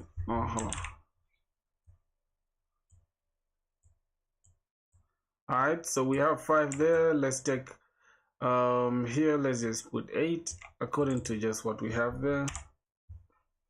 Okay, let's look at this. We have 8, and then we have 6. So this is 3, 9, 3, 6, 9, 3, 6, 9. All right. So here, 3, 3, 6. Then we have 9 here. Well, there's something wrong with this. I need to put this here and then remove this like this.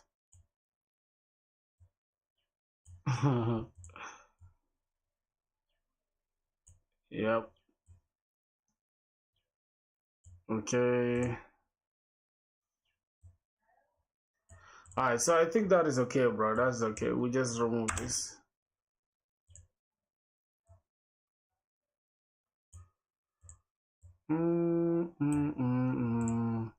I'm having fun today, my brothers. You understand? We're having fun with this Sudoku. Oh, Valley Sudoku. Yep. So there we go. We've created that. Unc, you should spend time with your house now with us today. My house is coming to spend the night. It's the whole night, bro. Gonna be.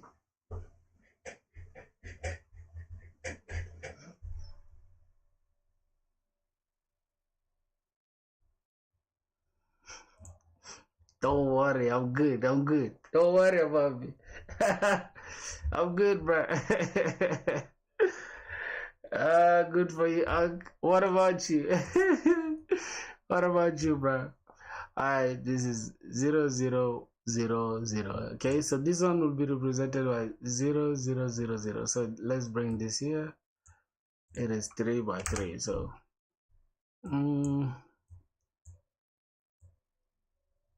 yo. Alright, so this is good now. This is good work. So your new name is Unc now? Bro, these guys call me Unc. These guys are not normal, bro. It's not my new name at all. These guys just call me Unc. They think I'm old. They think I'm too old because I'm 24 years. In April, I'm about to become 25, bro, which is crazy. Damn.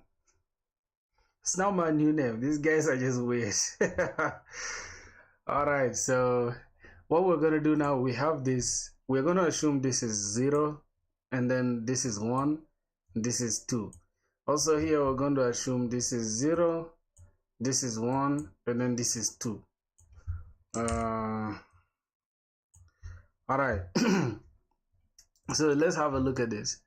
Yeah, you can see there's 0, this big box here, and within the big box there's a small box.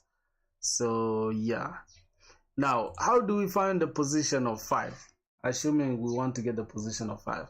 So position of 5 will be 0.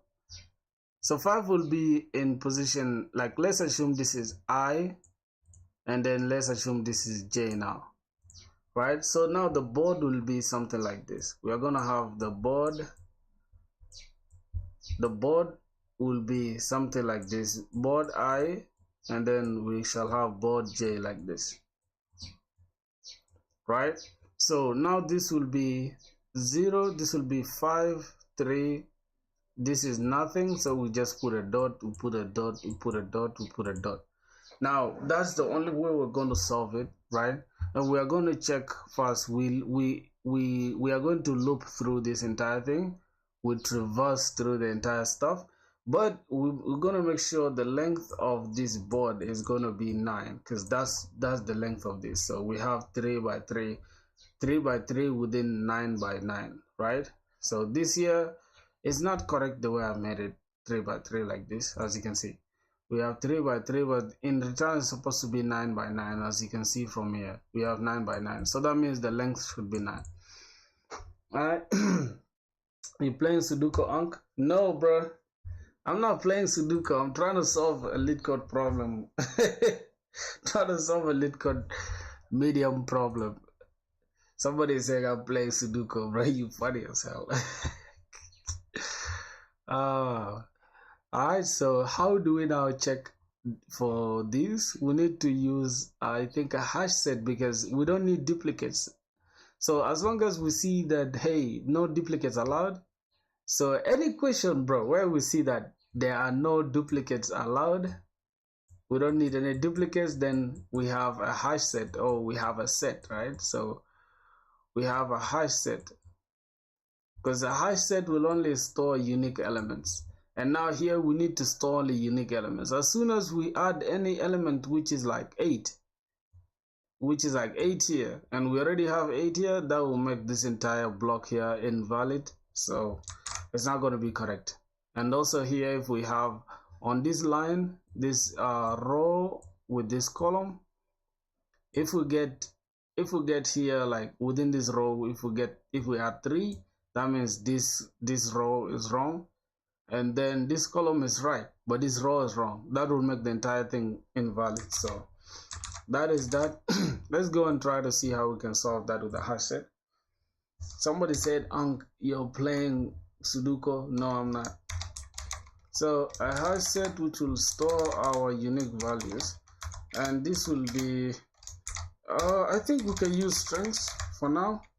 Let's say string, and then we call this we can call this a map, all seen, the elements we've already seen within the hash set. So let's create a new instance of a hash set,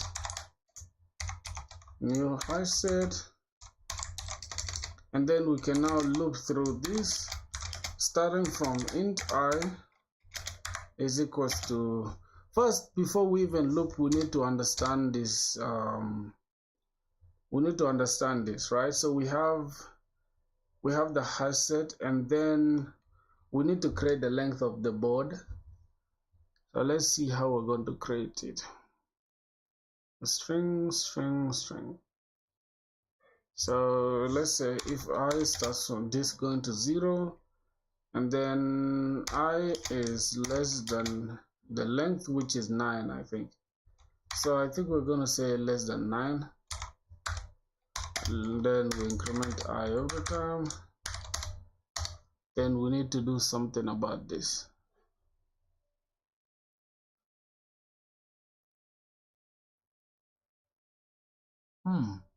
Is that going to be correct? Let's create an character array that is going to be result, that will store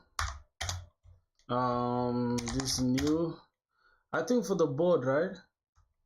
For the board will be strings, if I'm not mistaken.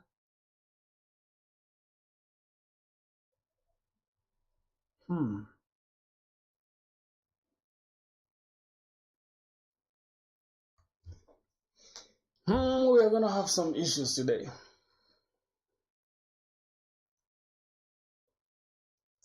Let's call this current values. Okay. Array of, how are we gonna do it? Oh Lord.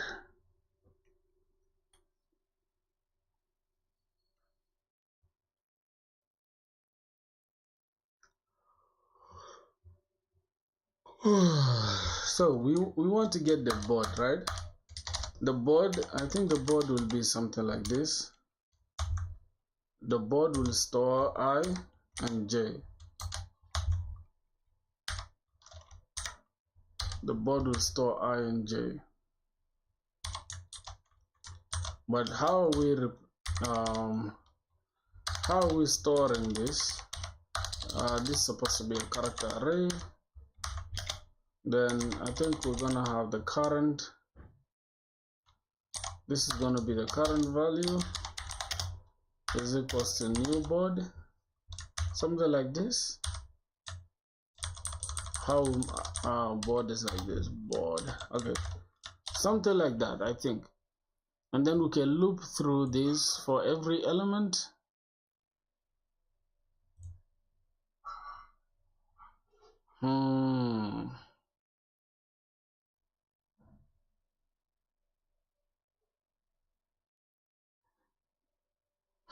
So we check the hash set first to compare to see if we already have that element or that digit. I don't know. This is gonna give us a hard time, bro. This is gonna give us big hard time. Oh my goodness. This is gonna give us a big problem. Let me just look for it. Let me look for the value Sudoku. Let me check this guy out. Check everything. Hey everyone, welcome back, and let's write some more neat code today. So today let's solve the problem. Why does this guy talk slowly like that, bro? I don't know. I don't like that. I don't like that slow kind of speech, man. I think this guy explains it better. I've got Sudoku today. This is problem number 36, medium problem. Determine if a 9x9 Sudoku board is valid. Oh, this is a row. One column has no duplicate. Looping through rows is the outer for loop, and looping through columns is the inner for loop. You just use J for the columns. So really, this isn't going to take any time, right? This isn't a lot of data to traverse, right? 9 times 9, 9 columns, like the hash set, and they only store unique values. Basically, what we're doing, I think we are correct. Going to do is we're going to take a hash set. Oh, we can call these row values, but it's still the same scene and all that stuff. Of strings. I of J, where I is row. One outer hash set in numbers that we've seen. So we need to check actually the current value here within the board. So character current value is equals to the board. Yep. And then if the current value is not equal to dot, then do something. That means add it, right? Then add current value to this scene. So we're gonna say scene dot add current value to it, and then we can maybe just add the string that we need. The hash set. And the way we're going to do that is we're going to add them in the hash set, and we're going to say the current val. We're going to add it as a string so that we don't need 3 separate hash sets coming in on this inner loop here. We just need one outer hash set, and we can just use strings to make this a little more simple. We could just say current val found in row, and then you could just say the row number. And then this one. Okay, then finally we just return true, or else return false if that is not the case. Okay, I think we kind of have a point here. Let me just go back here. So I missed the nested for loop here. Since we have a fixed size of 9 here, we don't have to worry about using the nested for loop. So let's have another for loop here. Int J is equals to 0. We're starting from 0, obviously. And then J should be less than 9 as well, because that's the fixed size. And then J plus plus, something like that. Then we can have an if statement. If current value, we need to create the current value here. Yep, so the current value is gonna take in the character current value is equals to, now the board itself that we have, we make sure we have J, then we have K, I and J. That is going to be the definition of the board. And then if the current value, is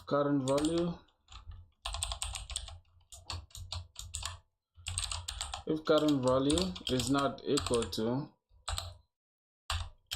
if the current value is not equal to this dot, then go ahead and add this. So we get scene dot add, we add the current value, we add that current value plus the string, then we concatenate that and say found at, that is found at Okay, then we just add I to it. Found in that position. The same applies to the next one. Let's grab this and then we can add the one we've already seen as well. Scene.add this at J, and then the last one, which is going to be this Z here, is going to be the division. So character this found at sub, let's say at sub box. Maybe we can say sub box. Yep,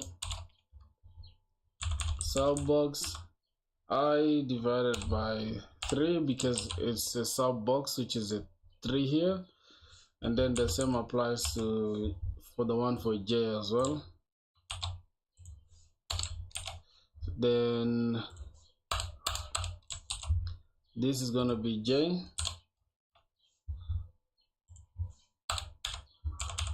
divided by 3 to find the sub box, and that is it. So here we're going to have, if this is not true, if all of this is not true, another if statement here. If it is not what we have here, close that off.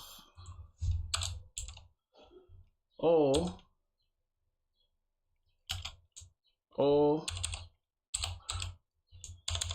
is not this. Let's leave this out. Or is not this.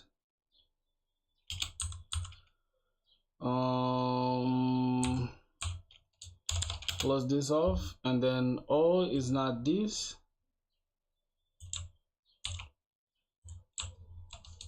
The opposite of that. Or is not the opposite of this.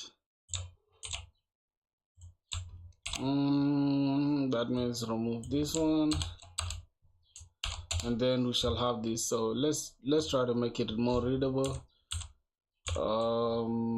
Remove this. Okay, if that's not the case,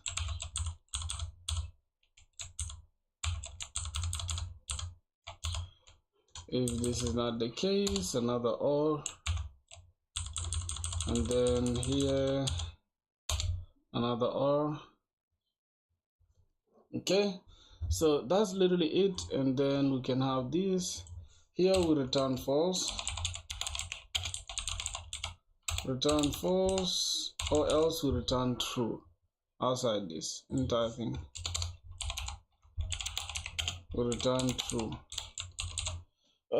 Let's see what's gonna happen. Let's try to run it and see what's up. What's going on? Bad operands type for binary operator. Current value. If current value is not equal to this, isn't that what we have here? And this will make it. Let's see what's the problem. Let's ask AI. Why do we have an error here? Have an issue here. Single quote? Oh, it's supposed to be a single quote.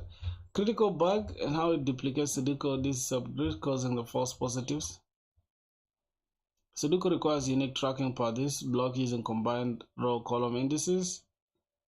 I divided by 3 times 3 plus j out of 3. What do we have here? Yeah. Also written 2 times sub box.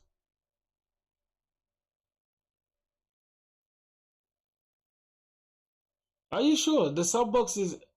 Wait, I wrote the sub box twice. But I feel like, wait, the sub box is supposed to be I divided by 3. That means, yeah, the entire I divided by 3 and then j, so it will result into the same. When I is equal to 0 and j is equal to 0. Ooh, my dog, you know your thing, bruh. Let's see. Okay, the sub box here, I divided by 3 times 3 plus j out of 3. Return false. This ensures row, column, and box strings are distinct, properly detecting violations. Okay, if scene dot current value plus I, then plus J, and then scene dot current value. This is in, okay, this is in row, this is in column, this is in box, plus I out of 3 times 3. Let me just ask, why do we multiply by 3 but not on I divided by J? I mean J divided by 3.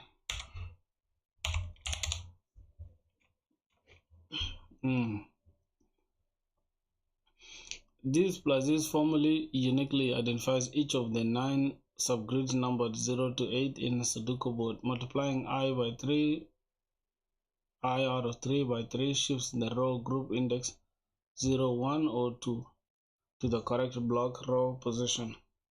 If it's 0, 3 or 6, while J alone provides a column offset which is 0, 1 within the block. I think that makes sense. But that's the only thing we have to change. This we have to use single quotes. I think double quotes can work too. I'm not sure, but it's okay. So instead of doubling this, instead of repeating ourselves here, we can just stick to this one, and then we just add them like this by multiplying this divided by 3, then plus J out of 3 will return false or else will return true. Okay, let's see what's up. One case is wrong. Wait a minute, let me first try to remove this and then see what's gonna happen. I divided by 3. Let's run. I think one case is gonna be wrong still. Yeah, that's why I told you, brother, we need to do it like this. We need to add J also. We need to add J as its own as well, just like this. And then let's see. Found that this is gonna be the row and column. So let's add the row.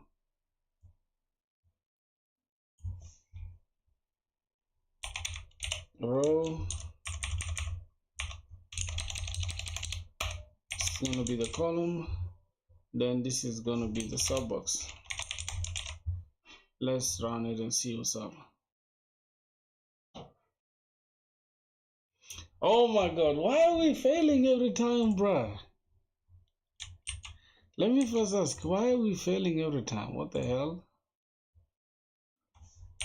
Why do we fail one test case?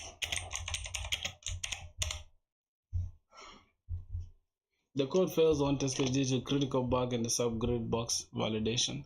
Now the subgrid formula, the subgrid checks you use 1 out of 3 and J out of 3 separately, which do not uniquely identify each 3 by 3 subbox.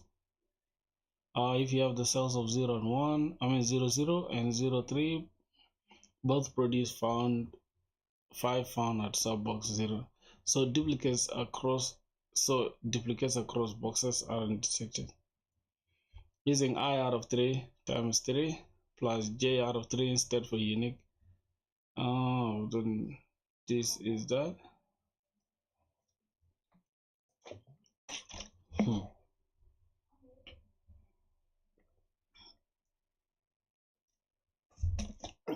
Yeah, I think we are failing a positive test case when we multiply it by the other those sub box. Hold on, let's just insert this and see how it goes.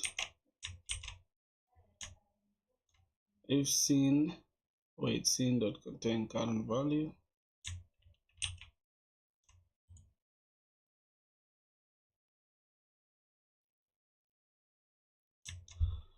What? If scene dot add. Oh, if this is not the case, okay, this is the one for the opposite of what we are doing here. So we return false within this. Let's go ahead and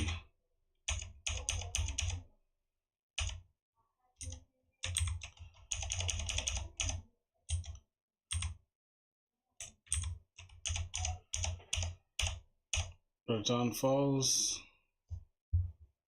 Okay, let's test this out. Let's test this case out and see what's up. Alright, let's test this out and see. Okay, if we don't have this, if we don't have that, go ahead and add the current value and I. The same time add a J. The same time add.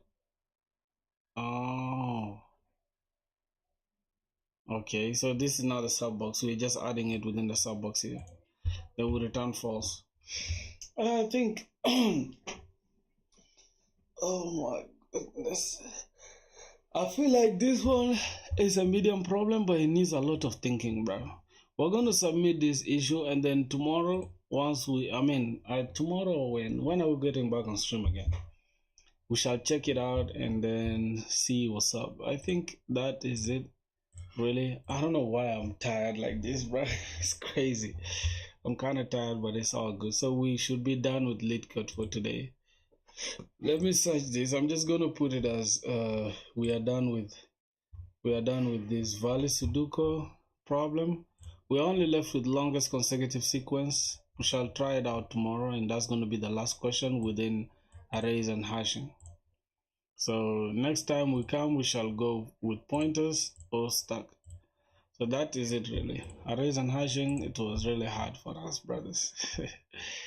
Yeah, so let's see how it goes, bro. We are done with LeetCode for today. Now, let's look at what we need to build for today. We need to build something at least. So I was thinking we divide what we are building into different services. Now, what's funny is that yesterday I ended up deleting the chat application, and it just annoyed me because I wanted us to like really lock in, but I ended up deleting it. So let me just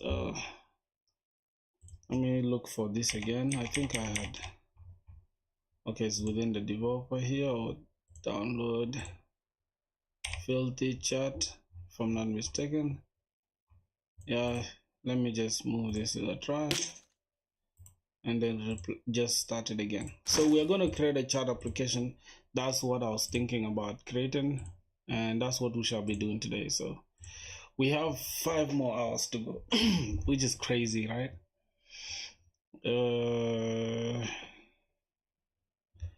Okay, so today I think we're going to build just the user service.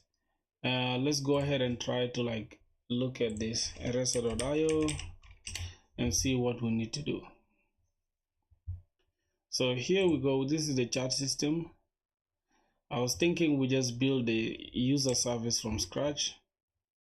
We build the user service from scratch, or we can use key clock. I think one of them should be true, bro. One of them should be true. We use JWT in one application. Now let's try to use key clock today. Let's look at key clock. I think it's like this. How do we use key clock in our application? That's something we need to see.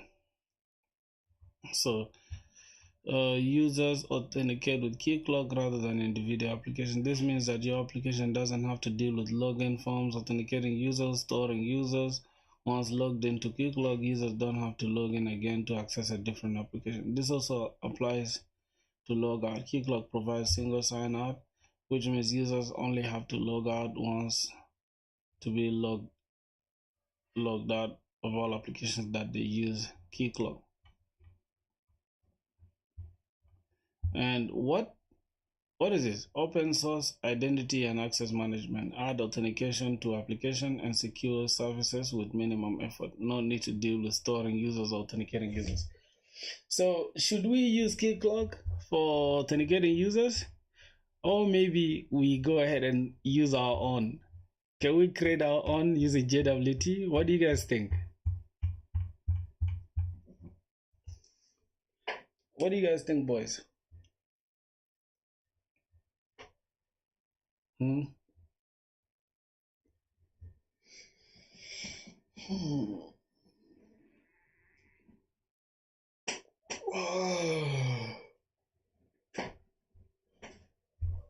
my goodness, bro. Let me try to stretch myself. Oh shit. 2 hours in. Not bad. Mm-hmm.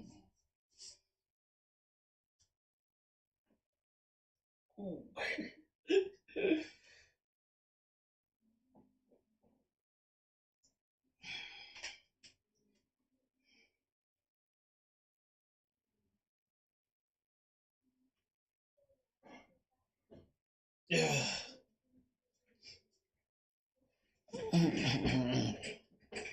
So we are highly refreshed for now. Let's see, docs.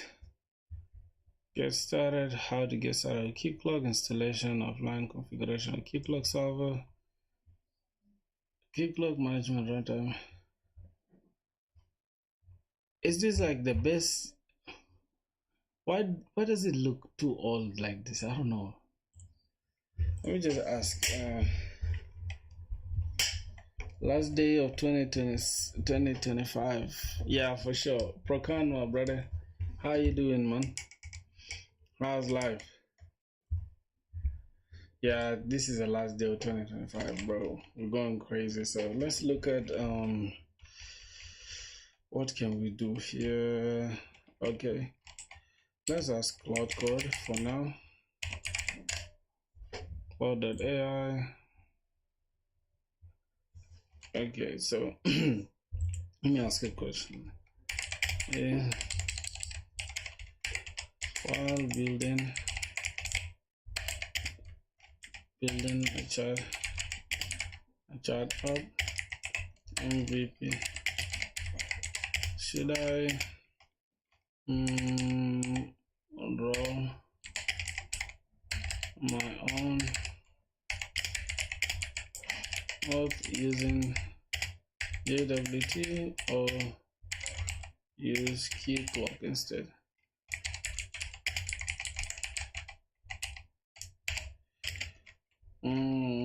I'll be using this ops as a learning process as well. So give me a very concise, and concise is not like that, and very straightforward also.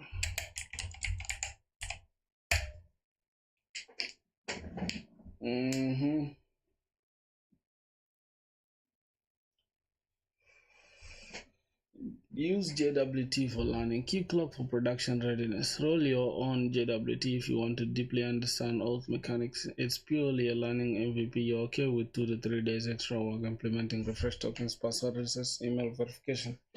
Use key clock if you want to ship faster and focus on chat features. Use unit auth or SSO later. You want production grade security without deep auth knowledge.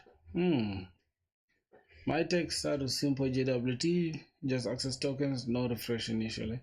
You learn the fundamentals in a few hours. If you need more complex auth later, migrate to key clock. Don't over engineer a full auth system from scratch. That's where most MVPs die.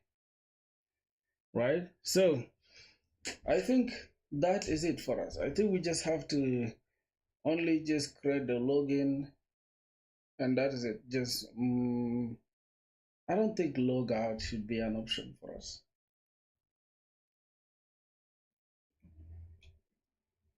But I want us, by the end of this stream, we should be able to have a fully working product. Okay, so what's the entire plan to get a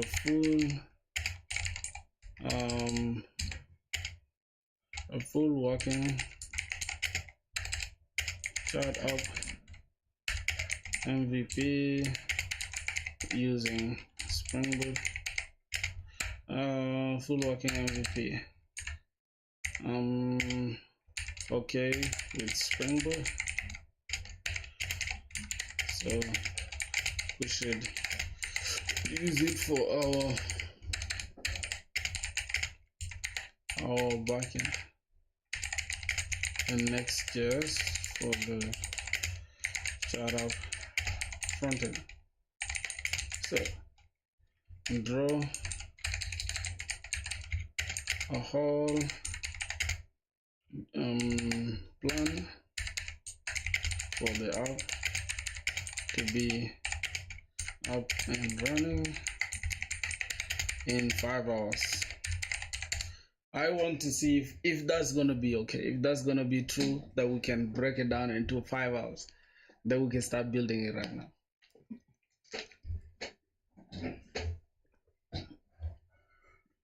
So the stock should be Spring Boot, Next.js, WebSocket, PostgreSQL. Okay, Spring Boot project with WebSocket, JPA, Postgres, and dependencies. So we need to set up the auth first. The first 1 hour we need to set up that auth, and then user entities. Okay, this is fine. We have just register and /login endpoints, then simple JWT generation, no refresh tokens. That makes sense. The Next.js project with login/register pages, store JWT in local storage. Yeah, this is fine for now for what we have. In the second hour, we can now build the WebSocket infrastructure, configure WebSocket with Stomp, and then we can add JWT authentication to the WebSocket handshake. Then we create the topic messages, we connect with socket client, handle auth token in headers. Then we test the connection with dummy message broadcast. Then in the third hour, we can now say sending and receiving, we work on that. And in the fourth hour, message history and UI polish. Yes, we grab the messages from the history, and then we deploy and test Docker Compose Postgres this. Okay, that is fine. Connection cause issues. Okay, I think this kind of makes sense, right? What are your New Year resolutions? I think I posted that video. I don't think I think you don't get notifications for our videos, right, Prokan? Because I posted a video about it. Like literally, this is it. Let me go show you.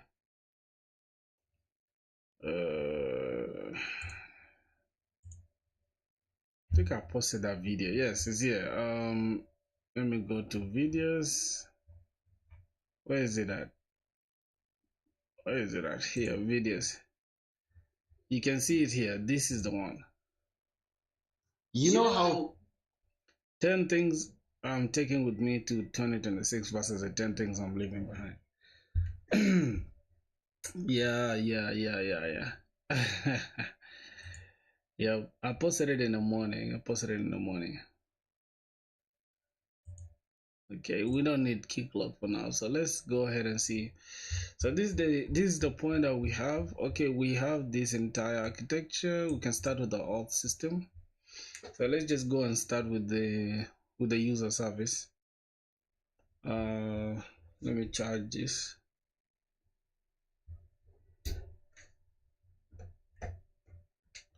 Let me charge this. Okay.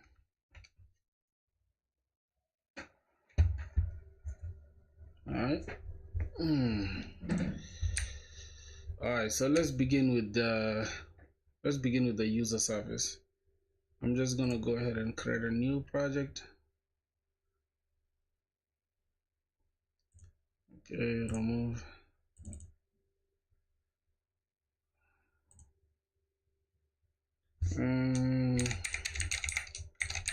Filter chart up.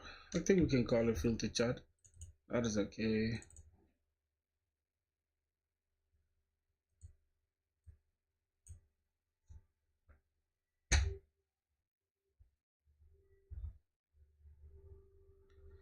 Okay, filter chart, Maven, Java 25. I think let's just use Eclipse Tumirin or whatever. All right, that is fine. We can just say next. Yeah. Spring Boot. For this, we're just gonna need web. Lombok. We're gonna need JPA.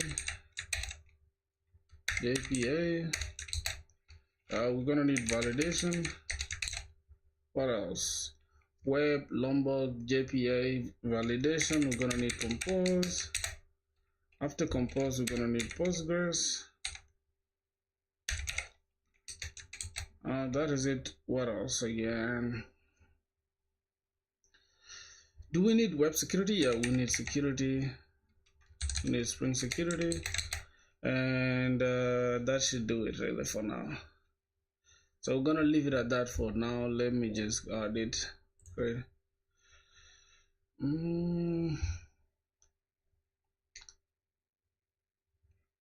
That is gonna be it. So let's say, okay, let's start with the user service. Don't give me the code, just the entire endpoints. We need endpoints I need to build and what it will communicate with. Communicate with. Okay, we're not getting the code. I just want to get all the endpoints so that I can just build them real quick. Okay, so we're gonna have post auth register, post auth login, and then user info will be /me, and then we get the users and the user ID. Okay, so why are we getting this user and the user ID? Input user ID, path param, JWT in the header. Okay, then in the database we just pass in that. So bcrypt, that's it. Okay, let's go back here. We just make sure we open this. Alright, so now we are going to start with the user model. So I'm just gonna go ahead and create this model package models, and I'm going to open this and call this config, and let me just go ahead and open this controllers, and I'm going to get the services, and I think I'm just gonna add mappers, and I'm going to add repositories. Okay, so we have config, controllers, mappers, models, repositories, services. What else do we need to add? Nothing here, right? So yeah, I'll be listening to my trap music on the side here.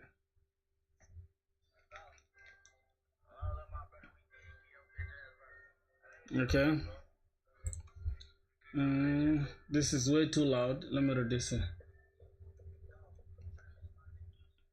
Yep, this is okay. Config. So let's start with the user service. We have the user service here, models. And within the models, let's just create this and call this users. But for now, let's open just this user. For the user, we're just gonna keep it very straightforward, okay, and simple. So we just need to get only the username. All right, let's convert this into an entity, and then we can just convert this into a table within the database.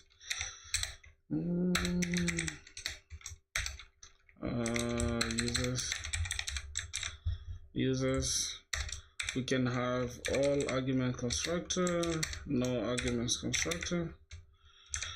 Okay, we could say, we could add a data there, just here, a data, but that is not gonna help. We can just use at getter and setter.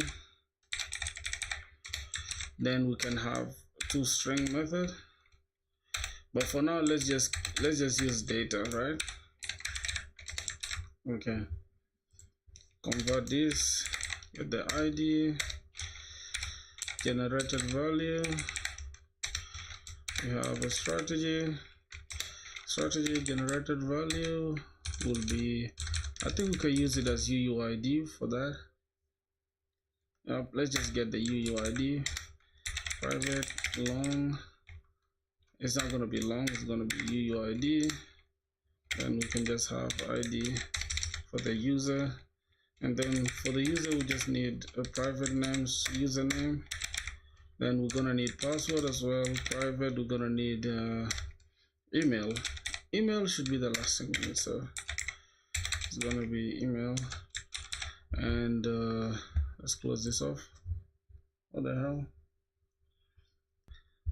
Okay, so now for the username, let's just add a column here. We'll make sure that it's not nullable false, and unique is true. We need this to be unique, obviously. Copy this. For the password, I think email, it is username, email, and password. So let's just take this password up. I love to keep it very organized. So this unique should be true as well, because email should be unique. But I think, yeah, email should be unique as well. Okay, but let's just remove unique from the password. Nullable should be false, should not be empty. Okay, this is fine for now. Then later we can add last seen, right? We can add last seen. We can add a boolean to show that online or something, online or offline. I think let's just add that boolean. So we can just add this private boolean, and I can say online. By default, everyone will be online, right? Everyone will be online, but let's just leave it for now. That's adding unnecessary stuff. Just keep it like this. Okay, so let's create this DTO. Within the models, we're gonna have entities and DTOs. So within the entities, let's just throw this user there, and then within the DTOs, we're gonna call this a user DTO. It's gonna be a record. Now this one is going to be for the register. So register or user, create user DTO, create user or user register DTO, and then user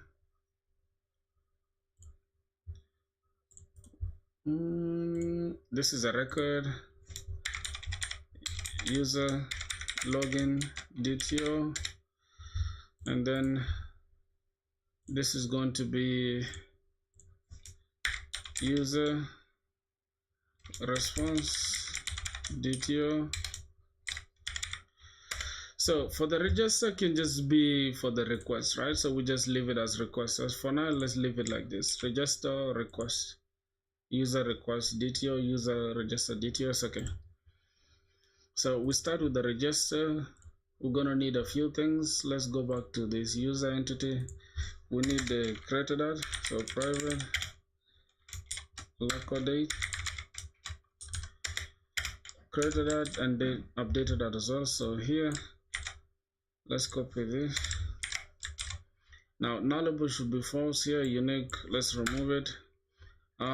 Here updatable should be false, and here let's paste this.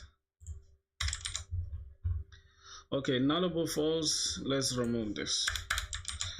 So we have updated that and all that. So that is it for the user entity. Let's go to registering a user. We're gonna use this as string. We're gonna get the name. What are we getting from the user? We're gonna get the username, and we're gonna get the email and the password.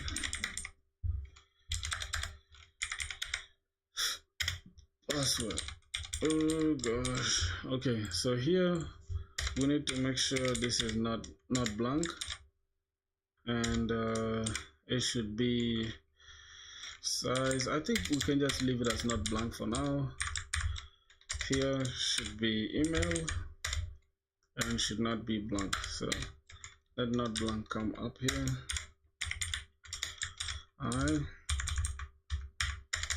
Then this is going to be not blank as well, and this is going to be, we're gonna have a unique size for it, and then by default minimum we're just gonna have 8 characters. Then we can have a message to the user saying password can our password must be at least 8 characters. At least 8 characters. So let's take this message and add it here. So say message. Matter of fact, let's leave it like this. We add a message here, and we're going to say password is required. Password is required. The same applies to this one. Copy this, paste it here. This is going to be username is required here as well. Paste this. Going to have email is required. Well, this is stopping every time. Let me just ignore it. All right. So let me open this, and where is this at? Hakuna Matata. Man, you have big plans for the channel. The viewers in the stream feel like they are dead, bro.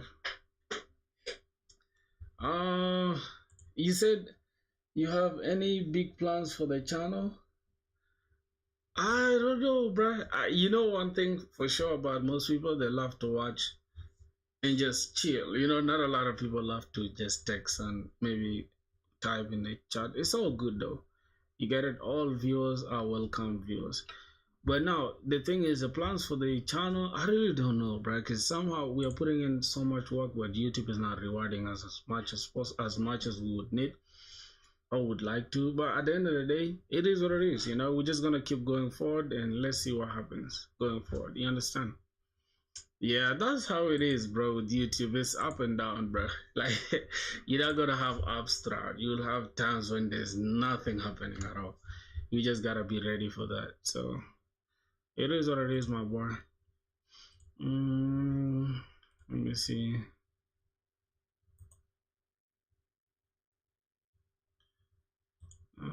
What else? Oh my god.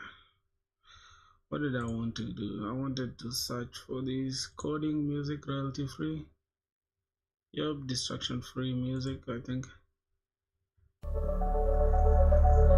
Yeah, I like this.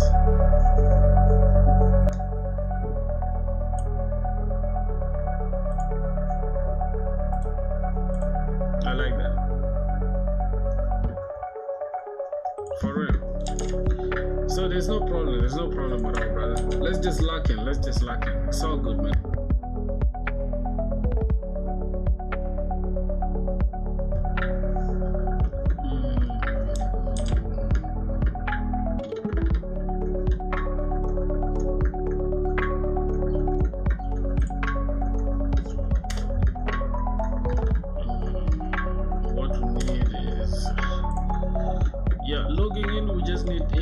So we can just copy it.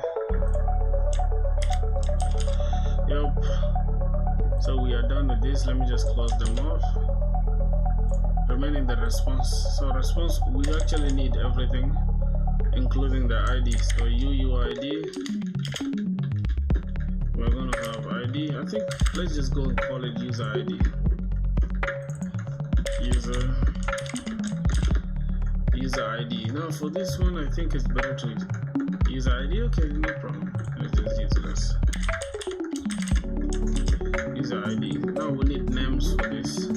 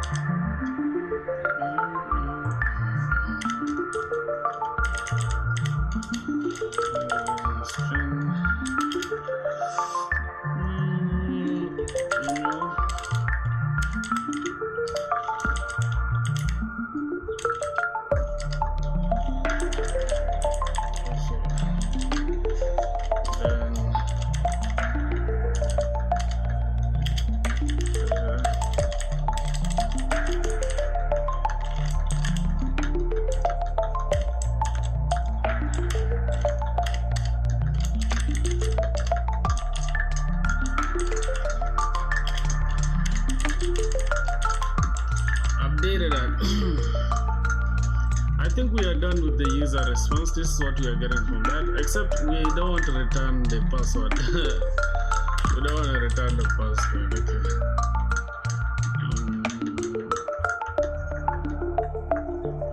What next? We need to now create this. We are done with modeling the user, the repository now.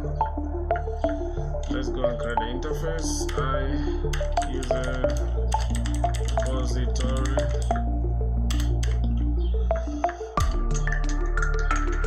This extends JPA repository.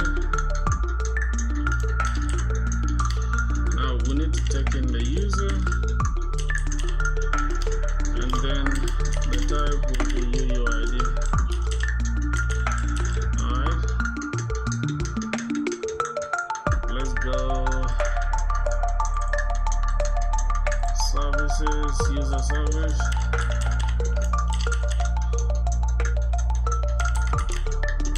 User service, okay. So for the user service, it's going to be a little bit complex. But let's see how it goes. So let's go to the controllers and create the user controller. User controller, let's go to the config, security config.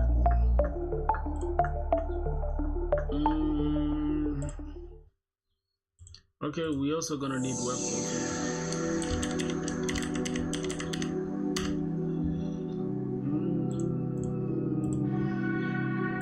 Let's grab this.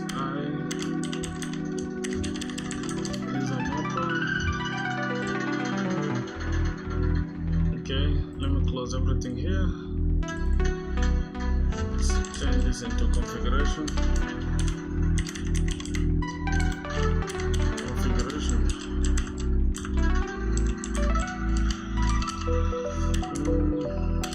Public security filter chain. Security filter chain. Now we return http.build. Let's transform this into a bin.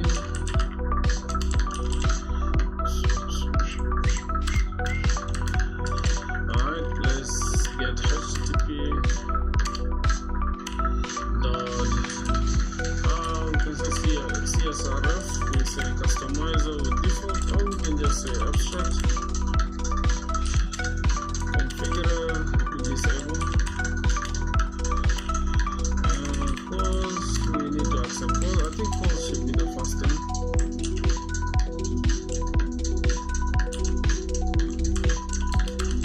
Pause should be the first thing. So pause,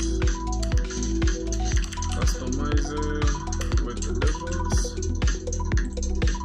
Okay. And this dot authorize HTTP request, and then let's grab this to say auth into auth. Now we need to say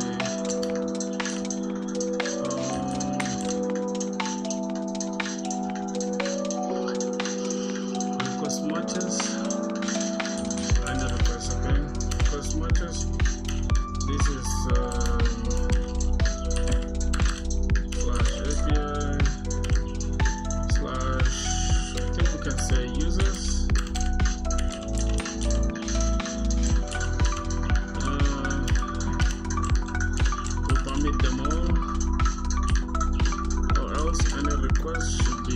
complicated. Okay.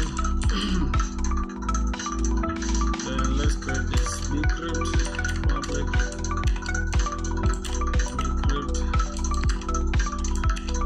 decrypt password encoder as password encoder. Let's change this into a bin.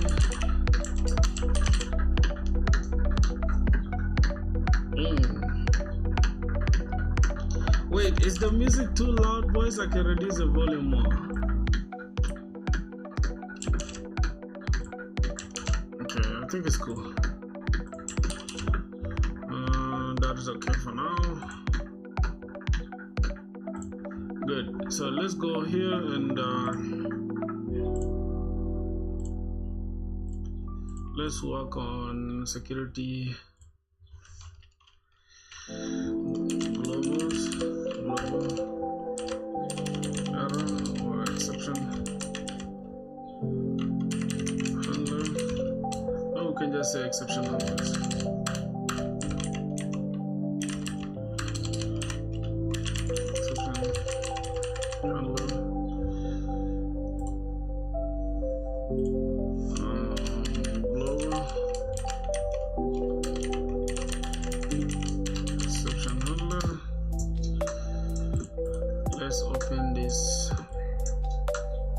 Exception resource not found exception. Let's copy this. Okay.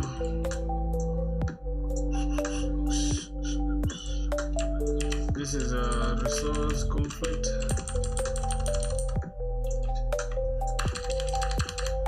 Resource conflict exception.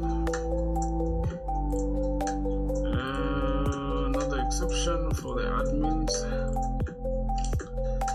So we're gonna say access denied exception.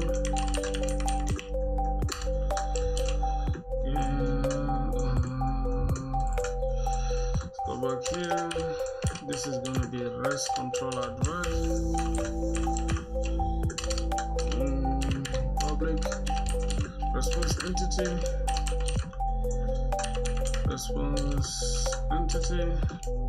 going to return something, and then I'm gonna say handle validation exceptions or exception whatever. Okay, let's go back to our models within the details. Let's create this API response error DTO. This is a Java record.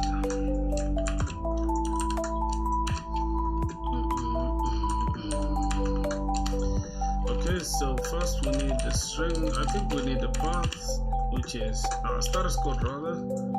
Or we can start with message first. So message.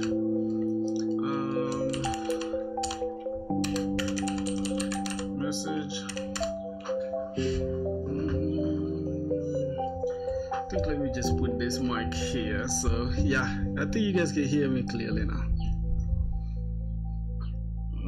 Pull this closer to me. All right.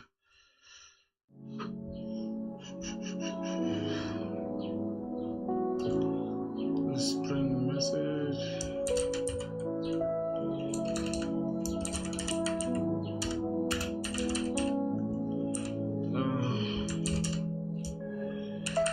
Local data timestamp.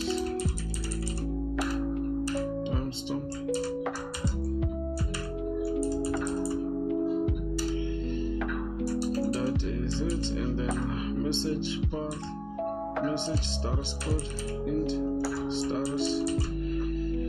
Okay, let's now use it here.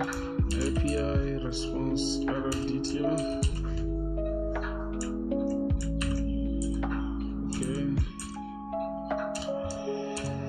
This is exception handler.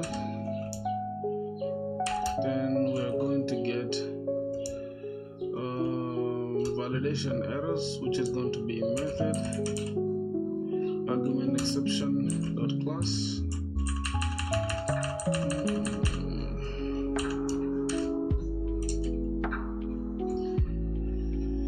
Okay, method exception as x, and then h. So h is a v.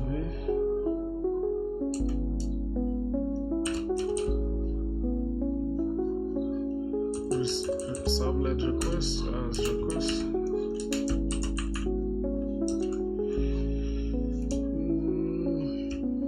Okay, and we're gonna have map, which is gonna take two string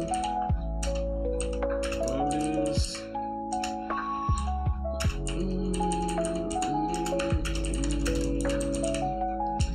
Hash map.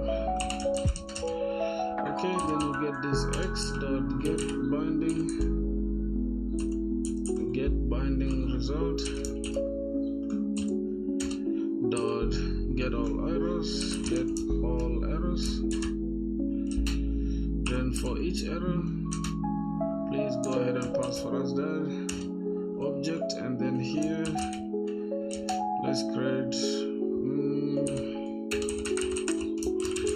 field name is equals to field error as error dot get field. Then a string error message is equals to error dot get default message. Then errors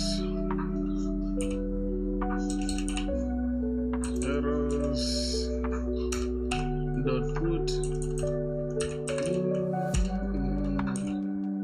full name, maybe the error message.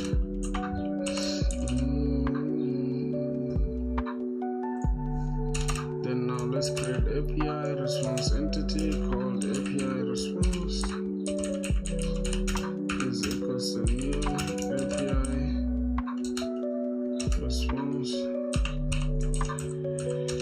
Okay, so here we have the message as well. Start from here, string message is equals to errors dot is empty. If that is true, then say validation failed, not to string direct, or else we get validation failed, and then we add the errors dot key set.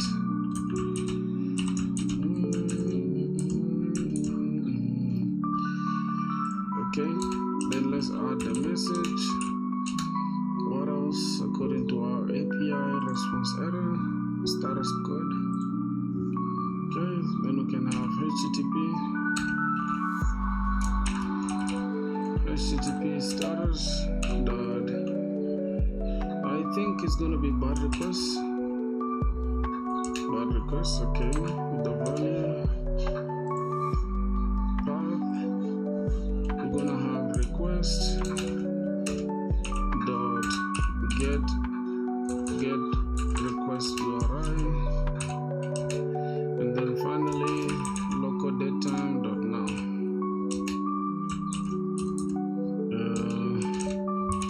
We return new response entity, and we return the bad request. Okay.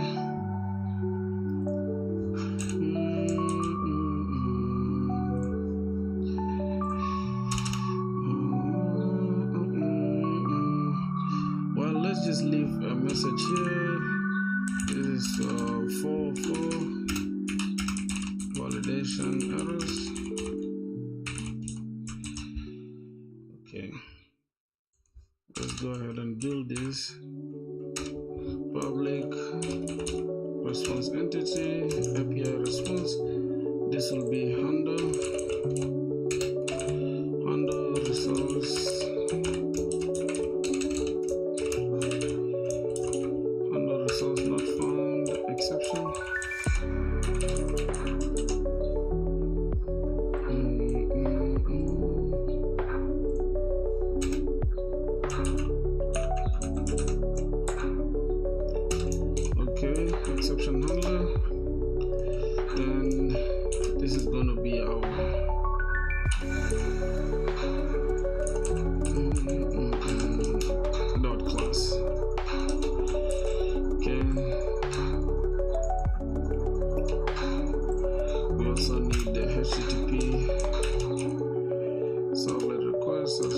response.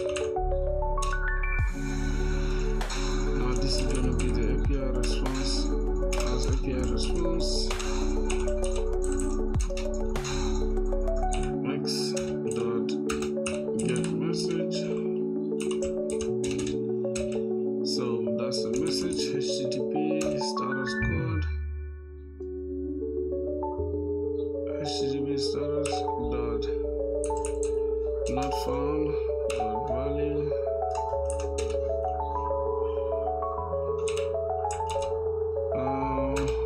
Okay.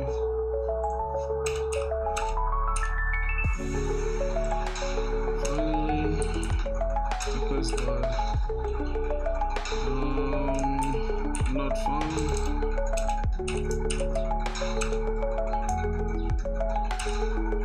Oh, request we get the URI. Okay.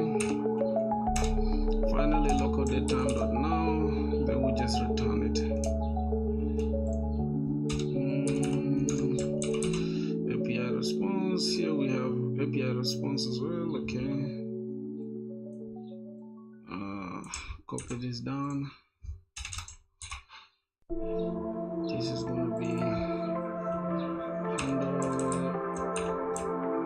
resource conflict.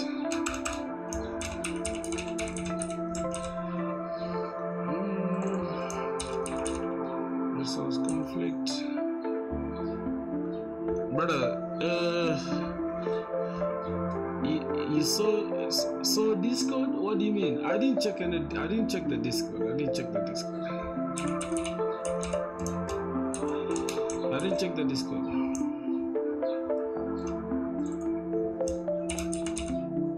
Resource conflict exception. Okay, I will. Just give me a second. I will. Not found. This is conflict as well.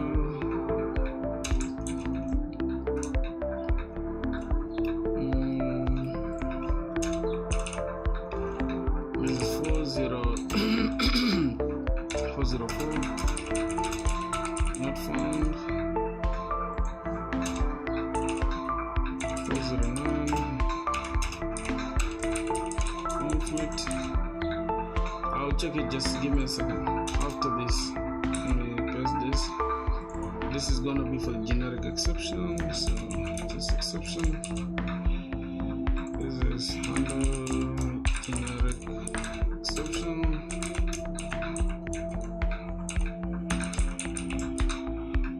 Generic exception.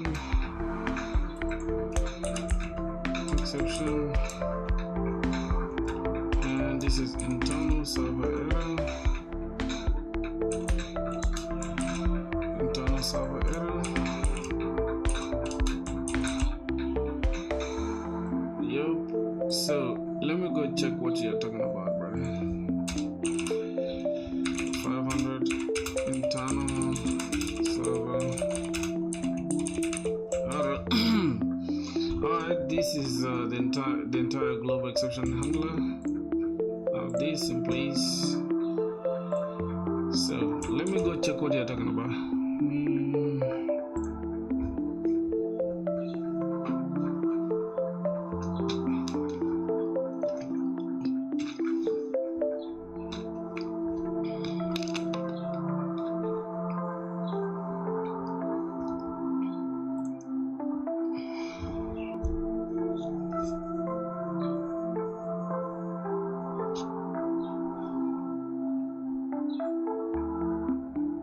What did you send?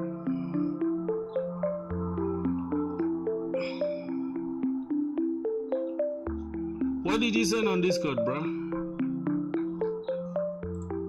Portfolio?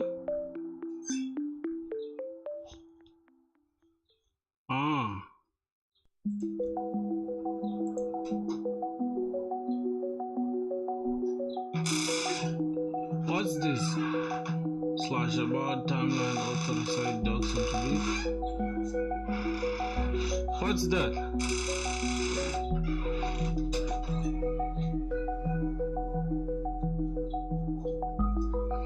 Tech stack to use. What are you building?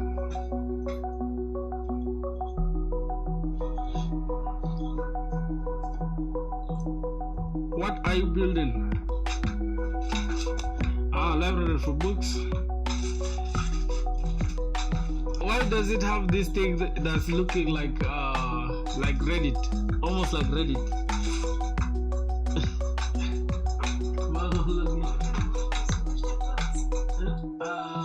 Shit, yeah. Above ones are tags for each book. Oh yeah. I'm seeing this thing almost like Reddit, like subreddit and stuff. Okay. Text tag, I think you can use monstack for it. Yeah, monstack for it is. I think monstack is good for it for sure.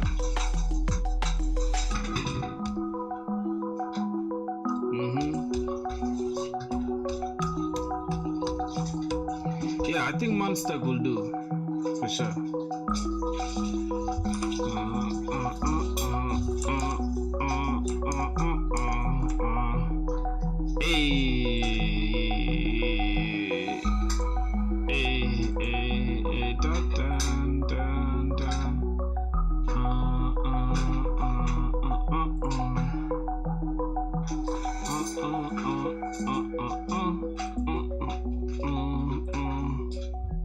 I think monstack is good for it. Okay, I'll try it and ask you. Yeah, not bad. Just ask me if you face any trouble.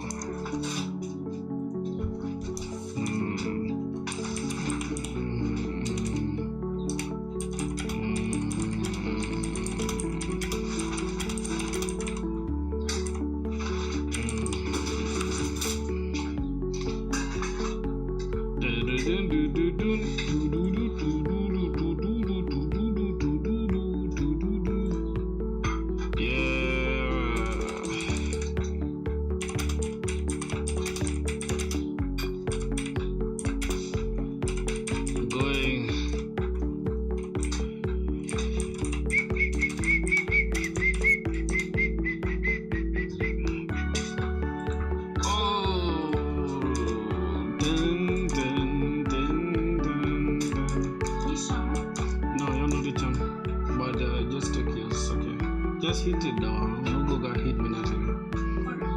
Once only since morning. Huh? Oh. It's okay.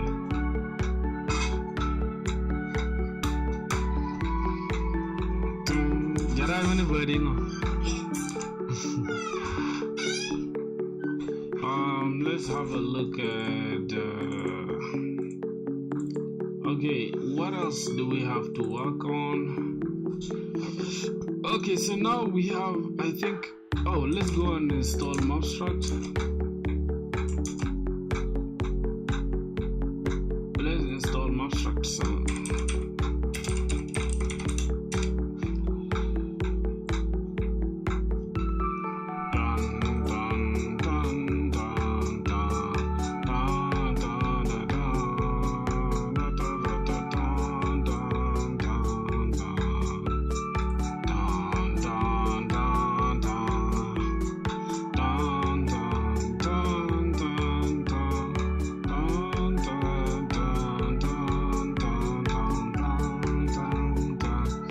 So we just have to add only this, right?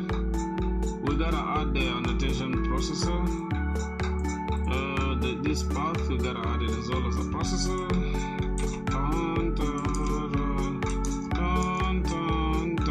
Let's go to our pom.xml.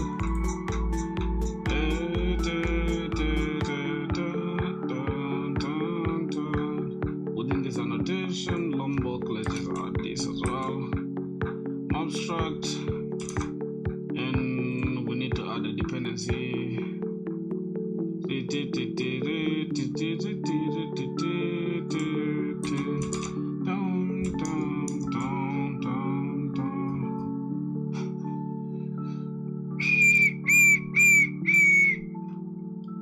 Okay, that's great. Go try it out, my brother. No errors at all. Add Abstract. Okay, then we just need to add this version within the properties.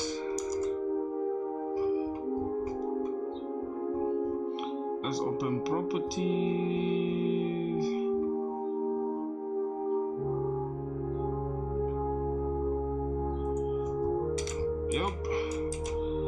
Now we're good to go. We have Mobstruct. Yup, downloading plugins. Yo, now we're good. So let's go to Moppers. Let's go and create this.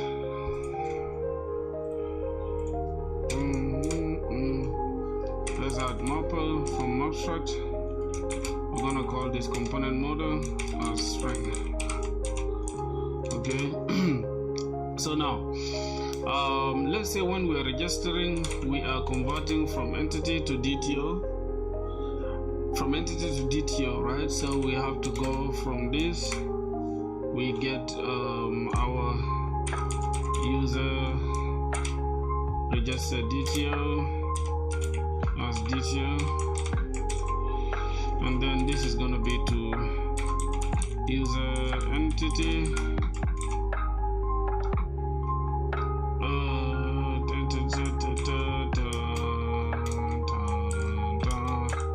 We're gonna grab the user. So I don't know if it's true. We are grabbing from user, and then we need to grab hey.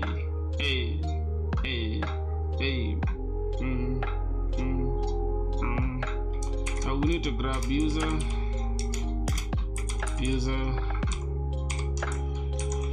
and then we can say to user response DTO.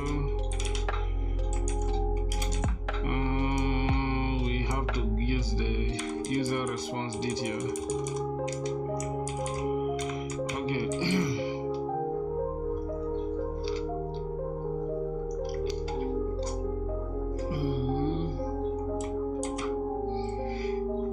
Okay, let's keep it like that for now. We have user entity. We are taking this from the user. We're returning this, and that is it. But a few things we need to ignore from here. At mapping, we need to get the target. Ignore the ID, which is the user ID. Ignore true. We also need to ignore the password. Target. Password. Ignore true. We also need to ignore the updated that and created that. Created that and updated that. Okay, so I think we are good now, brothers.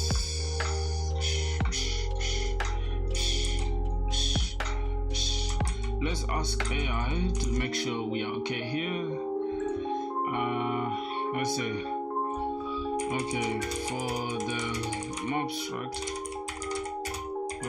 version, for the Mobstruct entity to DTO mapping, is it okay, or do we have any issue? Here it is. Then let's go here and then grab our user service, modus.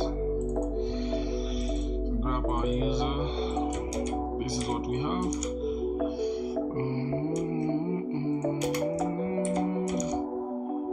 I want AI to just skim through our application and see that, yeah, we are good.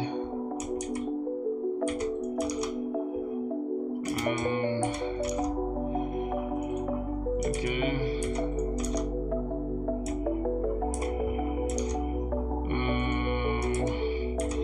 I think we are good though. We are good. Let's see.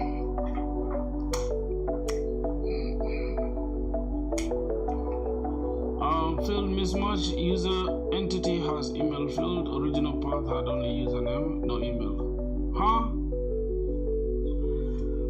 User entity has email field. Your original plan had only username, no email. Your details now include email. This is fine. Just add 30 seconds to implementation. Wait, what? Email field mismatch. Missing the timestamp auto population. What's going on here? Email for the response, yes. Register email is there as well. Login email is there. What is it talking about? Let's go to the entity. This entity is here. Okay. Updated that should be creation timestamp. And this will be updated timestamp.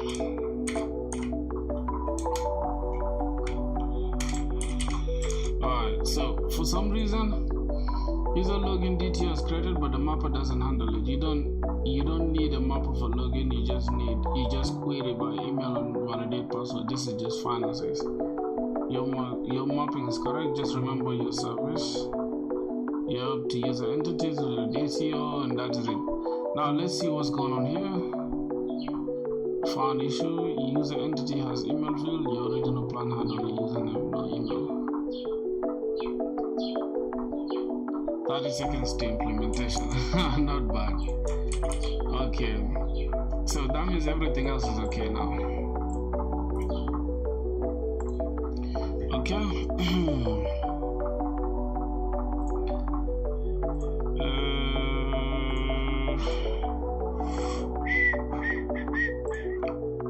Okay, mappers, we have that.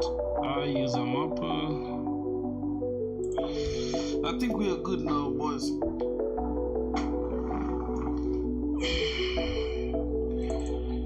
Now web config is what we need to handle. Okay, I think we're not gonna need any web config for now, right? I'm just gonna leave it out. I'm gonna leave the web config out for now. If we shall need it, we shall add it. So let's see. What else do we need? Okay, we can now go and work on the controllers for creating a user. So this is going to be REST controller, and then this is going to be request mapping, and then this is going to be required argument constructor, and then here we can have /API /auth / whatever. Let's just have it like that. I think we can say users. No, it's okay. Let's just keep it like this.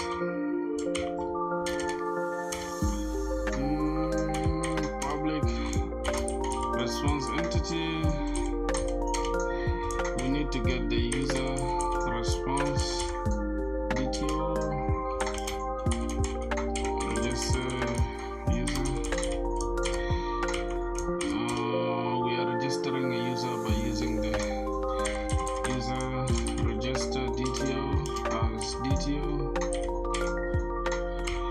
And for registering, we need to make sure we have validated everything. So add valid. Okay. Then we also need request body. Okay. Alright, then we get the user response DTO as response is equals to, let's grab the service. So private final user service plus user service. We have to go and create this user service.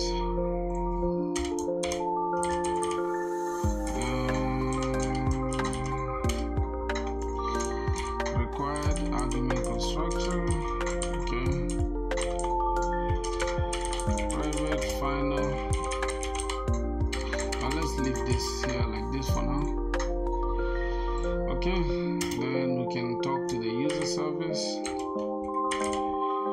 User service dot. I think it's register user as well.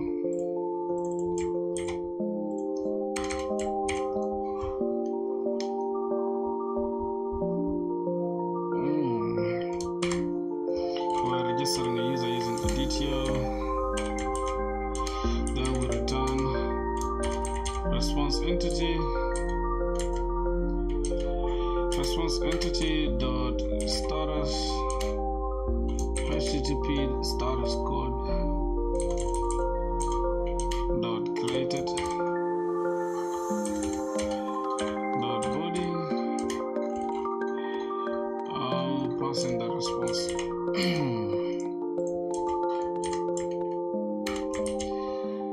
Okay, create this within the service. Public user response DTO. Create user. We need to pass in. I think we just need to pass in the user register DTO as DTO, and then that is it. So let's see. Okay, this should be a transactional.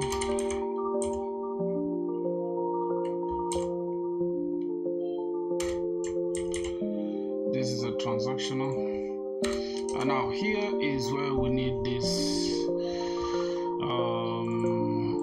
security config to come in handy. So registering a user, we need to first check if that user first exists, if we have the user by that user ID. So we need to grab, let's check our private final user repository, and then private final user mapper as user mapper. Now we need to also make sure that is a repository. This is okay. This is fine.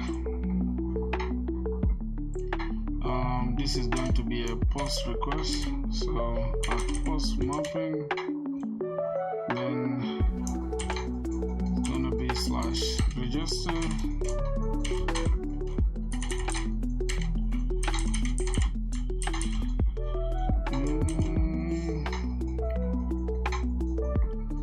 Let's go back here.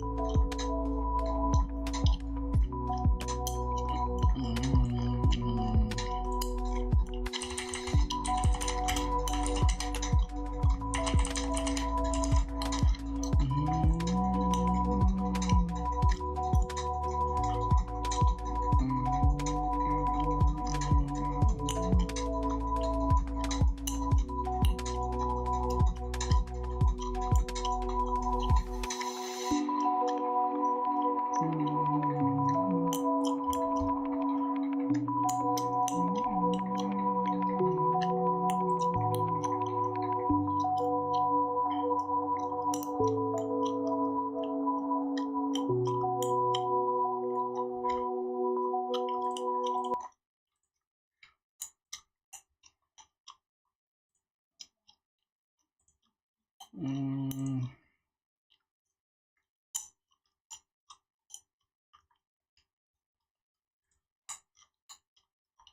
Mm-mm-mm.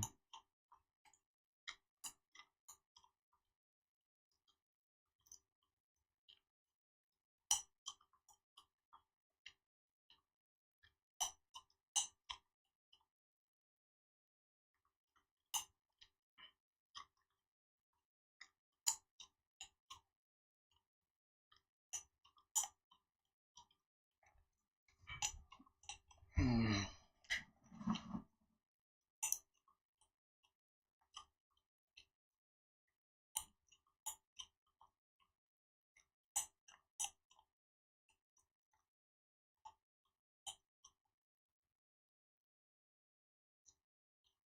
Mm.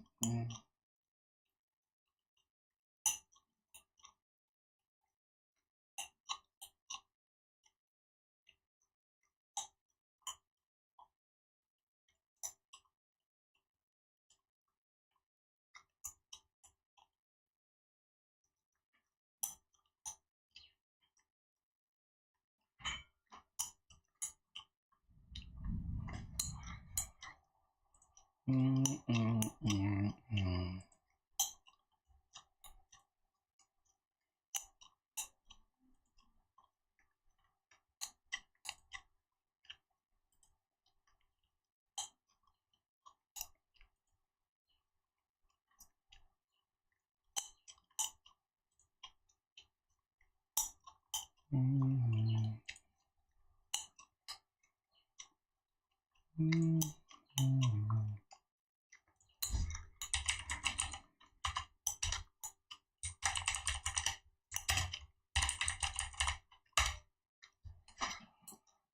Mm.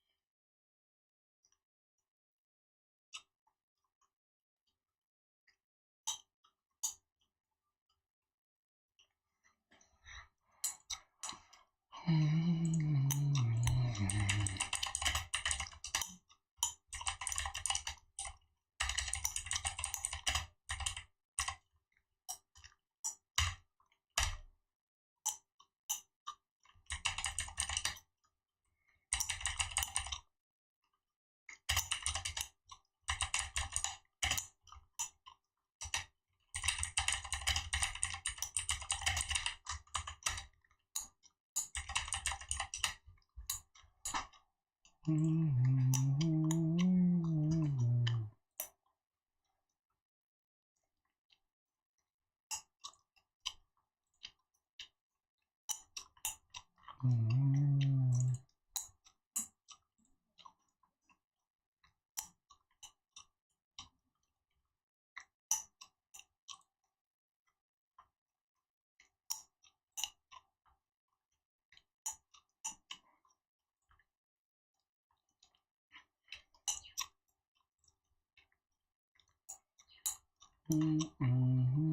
Mm.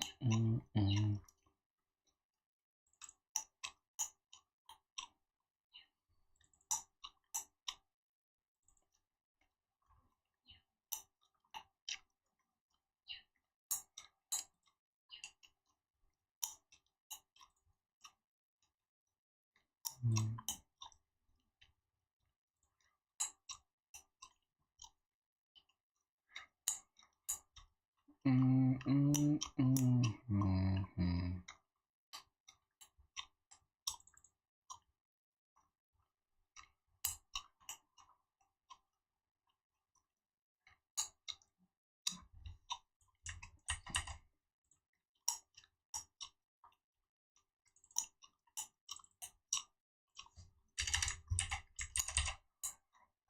Mm.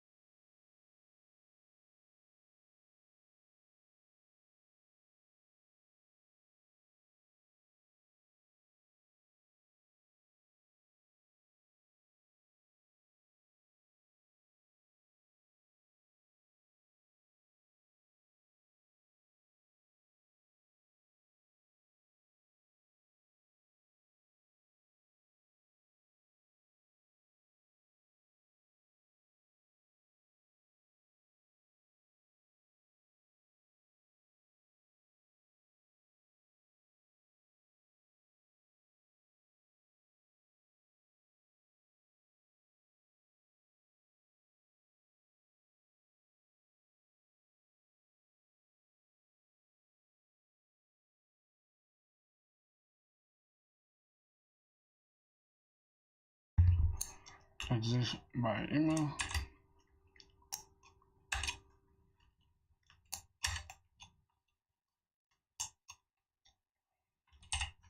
Email.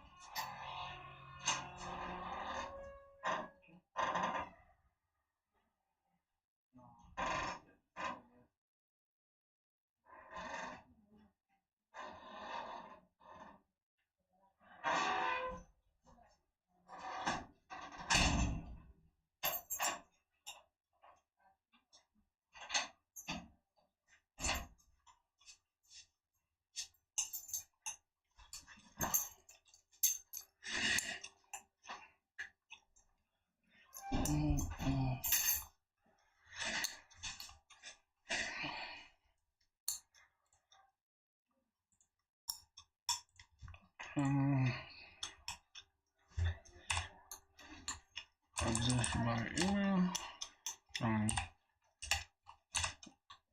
CTO.from.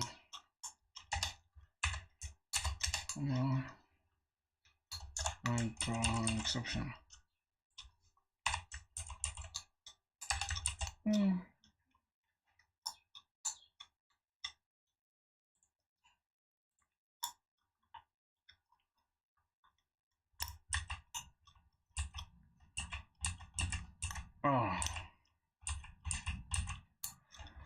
How do we do that? We need to first check if the user exists. Let's see. Fine.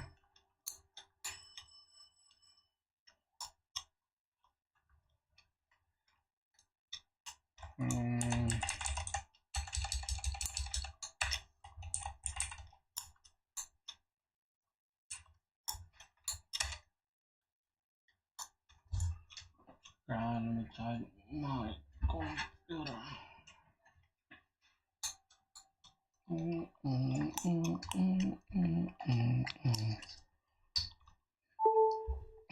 Oh, boys, I'm not gonna do it, bro. It's let's see how long now. How long will be streaming for? Alright, 20 more minutes. We're closing at 4 when it's 4 hours. Okay.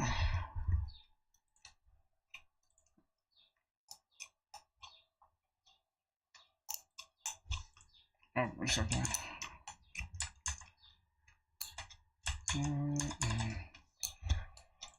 So, what do we do here? We first check if the user exists by email or exists by ID.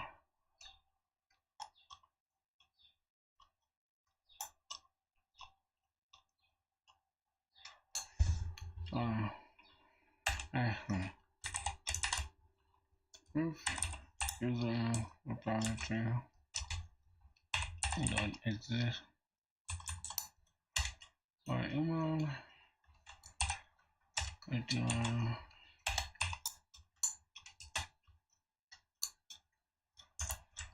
email already exists. Okay, or else we can go ahead and it's raining like crazy.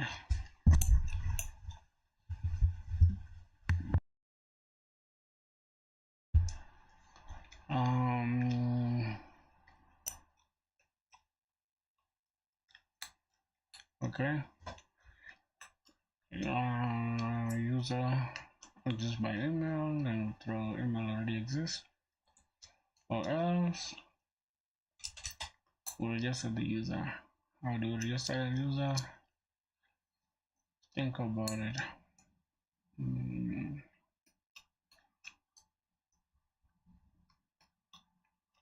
So let's look into this.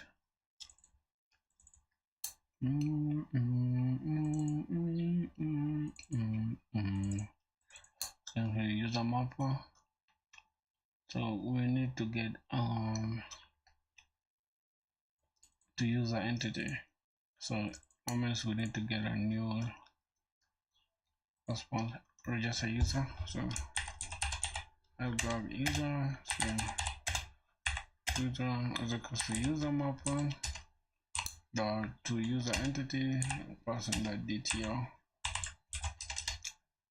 and we need to hash the password. So if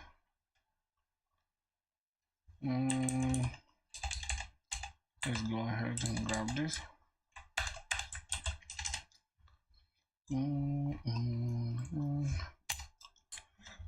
Private final password encoder,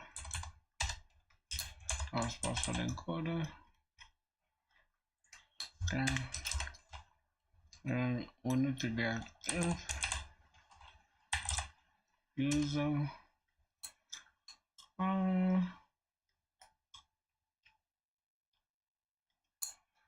if user exists and it's not blank, right? If user is not null,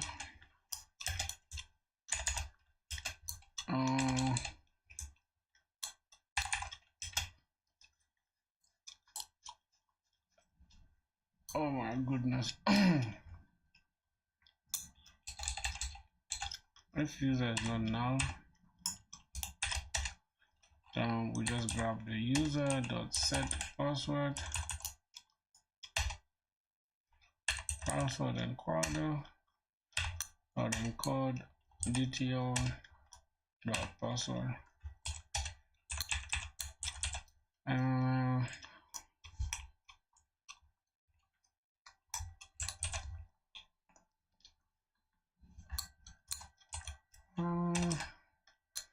from there we save the user to the database.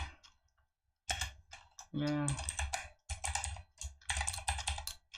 User is equal to user repository dot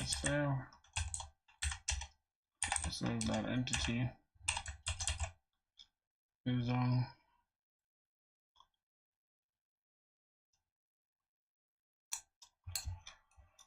and I will return user mapper dot to respond DTL save user. Let's look at this. So is this okay? Is this correct?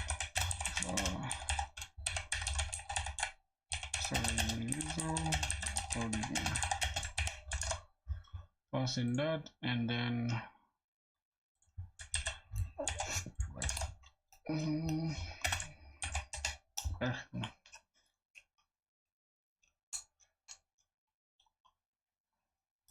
wrong type exception. Will go or custom duplicate resources.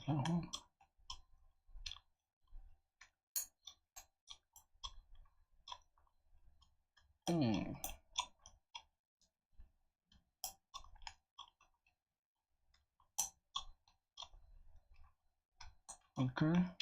so the legal argument. Also search by username. Make sure username already exists, and then user, and then set the password straight. Save the user, return the save user. Okay, I think that is that. I'm gonna have resource conflict exception. That is it. Also here, okay. Fine. Now if exist by user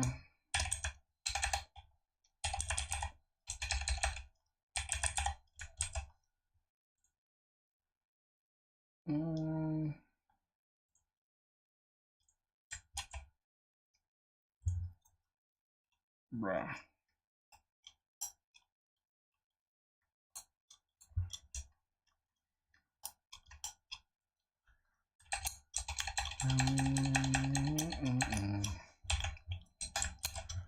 Okay.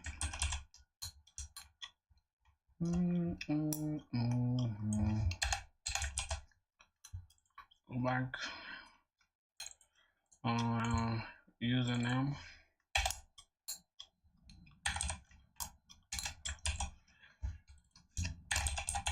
Username already exists. Okay.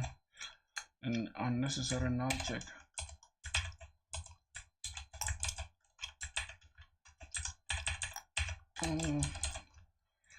So I think this is fine like this.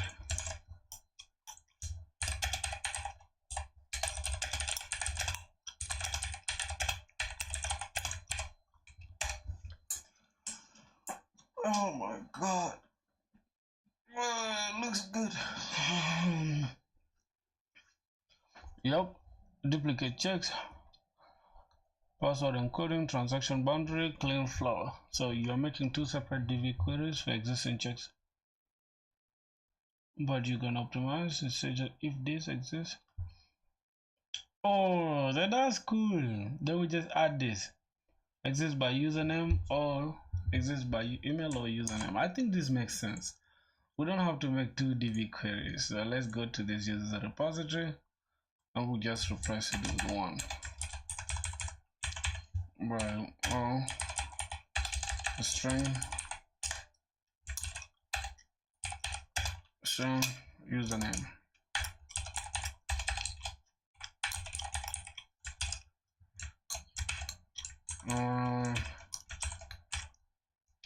Exists by email or username. I think this makes more sense. Rather than having this two,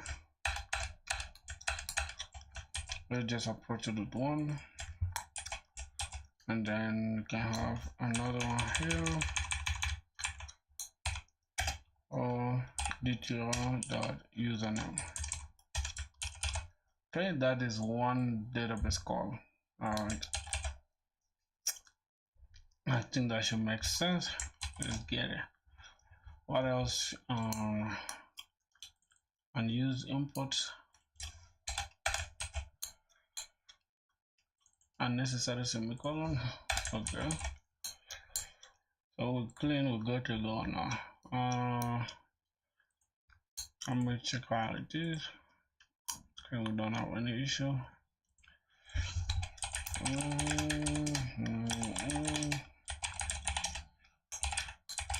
Docker compose down v. Okay, compose up in detach mode. Docker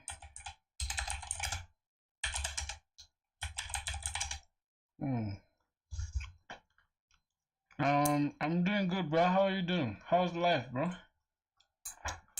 How's everything?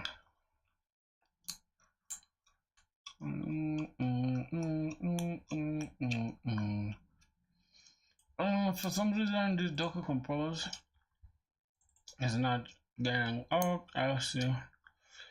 Okay, let me go and grab this .env, and then I fill this information with everything else here. So this is Docker Compose, data source URL. We're just gonna have JDBC. We're gonna have Postgres. I think it's like this, if I'm not mistaken. Postgres, and we can have localhost.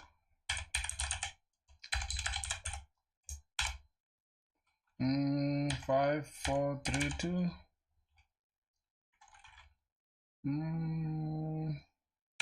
slash field teacher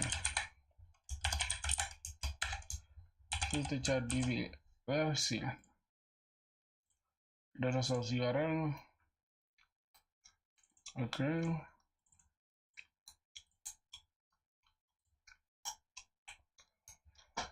Why are you wearing glasses today?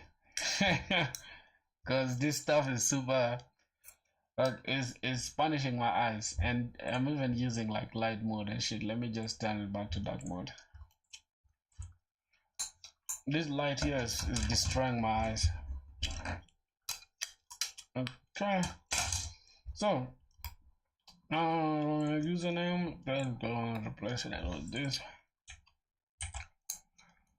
filter user, and password filter pass. Now what else? I did it for 5432. Okay, Spring data source URL JDBC. Right.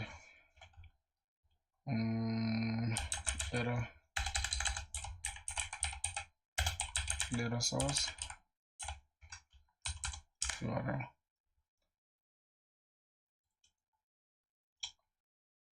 Okay. JDBC, Postgres, and then localhost. Okay, so like this, Postgres,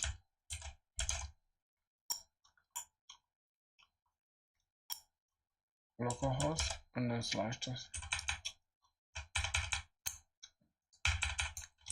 Localhost, I think that is it. Let's go here. Local. How will you get paid from YouTube search?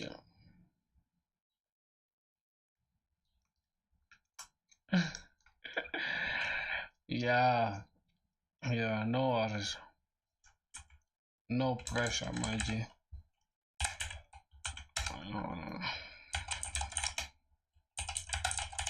Docker Compose up in the touch mode. Docker PS. Why is it not creating that? Oh no.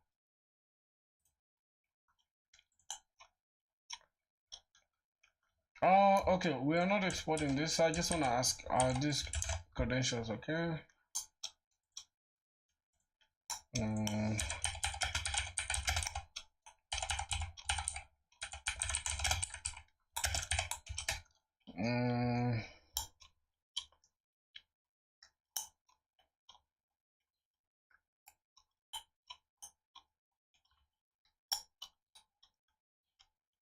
Okay.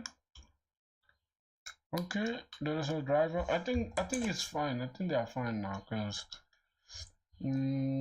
yeah. So I just need to export this. Take them inside here, edit this. I need to just add environment variables. Then I can just come here and edit. Then add environment variables. No, actually I need to paste No. Console.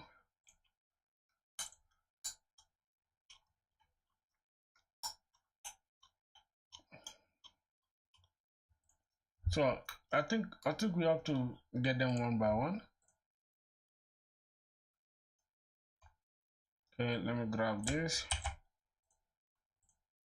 Edit the config.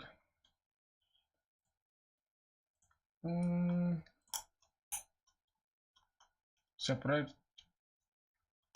Okay.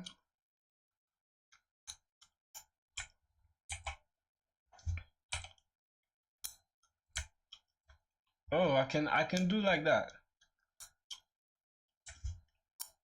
Okay, that's cool. Also, first one, add another one. As okay, apply. Oh, so I can just add these ones like this, right? And then go back here, config.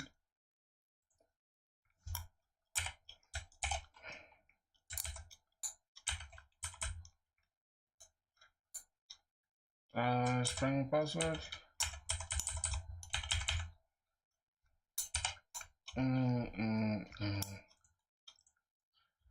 So let's run and see what's up.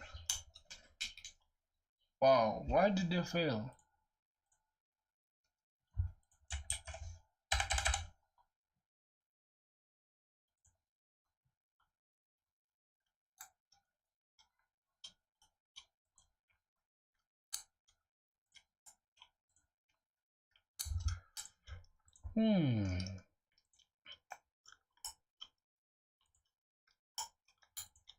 Name value.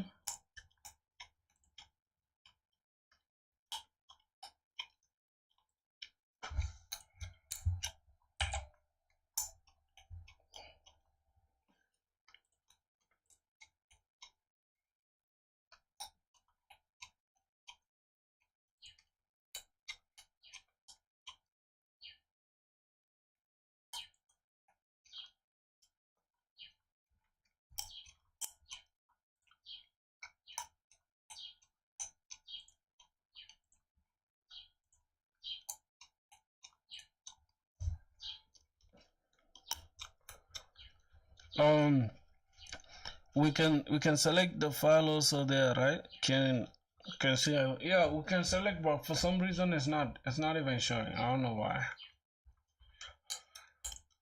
why. Wait, just give me a second. We have the data source URL, a username, the password. So let's just skip. This is okay. Do they match with this?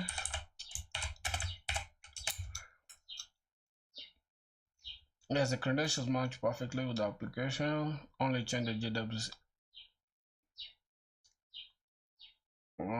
So this is JDBC, Postgres, filter chat DB.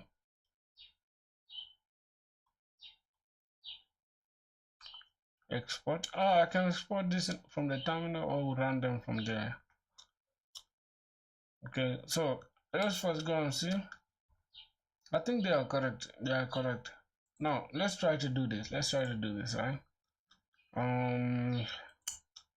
Here, let me just get this and remove this. Apply. Let's come here. Let's try to look for it. Filter chat, ideas, projects, filter. Okay, I think they are in downloads. Filter chat. Yep. And I think it's with Windows. Wait, is it command?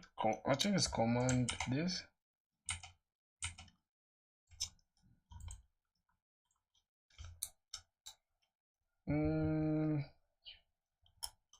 Yeah, I think it's option, right?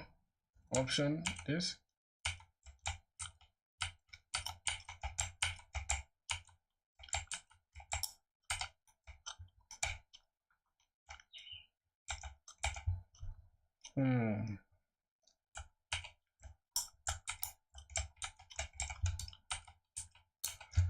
How do we show this other? I'm gonna say.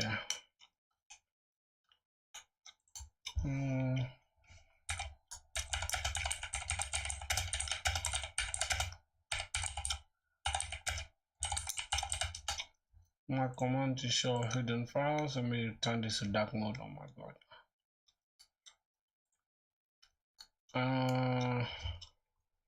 It is command shift period. Okay. So let's look for that. Command shift period. Okay. So then we get the .env. Add this. Apply. Okay. Let's run this now. Still failing. Okay, let's see.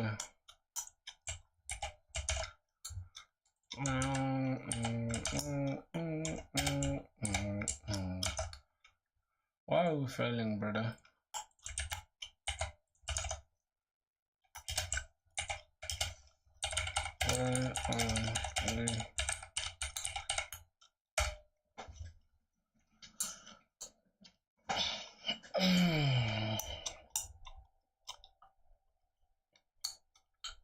Oh, JDBC to JDBC Postgres. Oh, PostgreSQL. Okay, it's just PostgreSQL. PostgreSQL, just like this. Alright, not bad. I need to take this.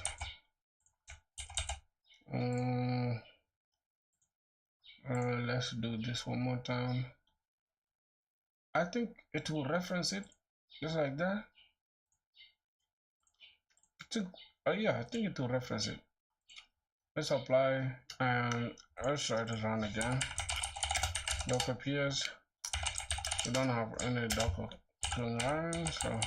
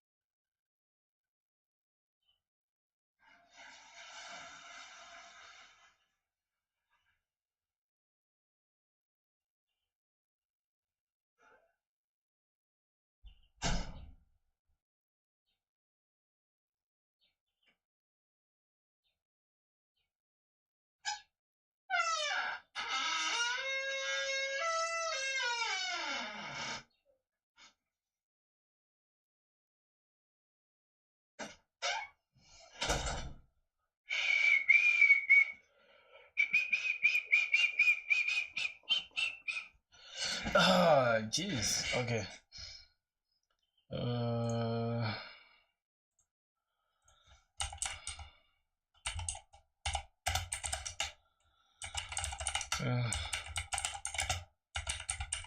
Pause. Let's run it. Clear.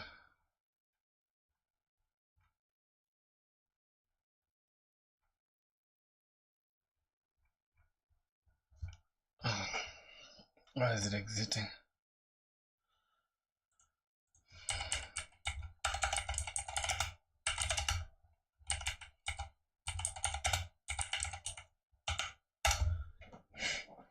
What's good? Yo, Chronic of Ages. You can select the file also. That, yeah. How are you doing, man? Chronic of Ages. What's popping? Containers started. Okay, let's see. Yeah. We have a problem. We have a problem. What's going on?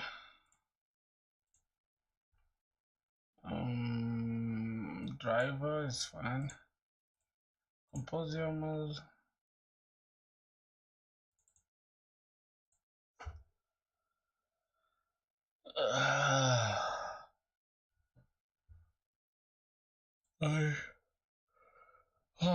Man, I'm good, bro. I'm chilling, man. I don't know why we have a problem here, but let me see why we do have a problem there.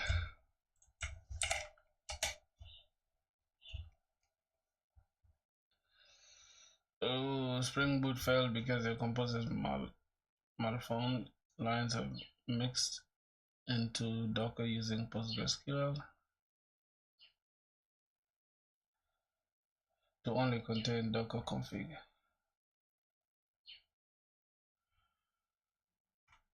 Wait, what did I mix?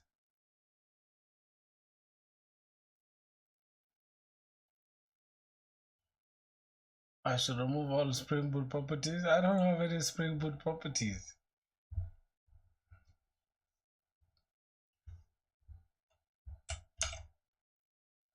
What?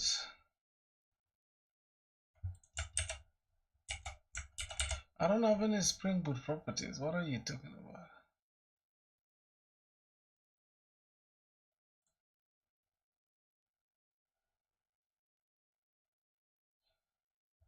Bro, what's this stuff talking about, bro?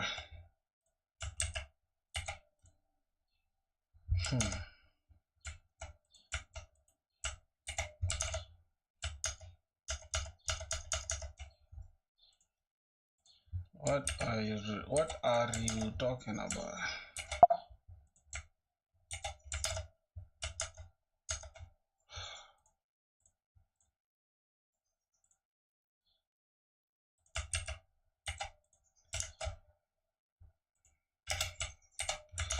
I think I added this stuff to the security config.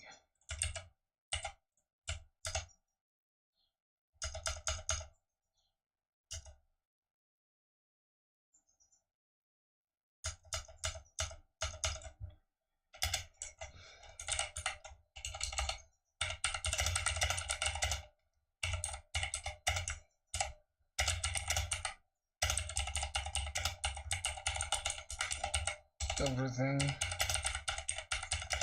within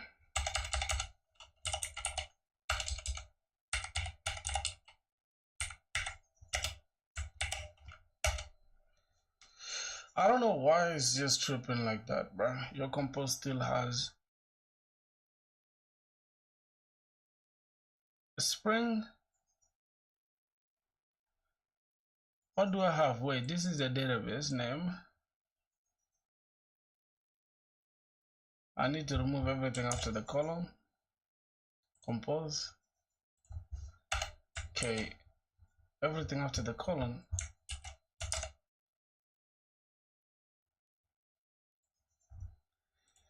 Okay,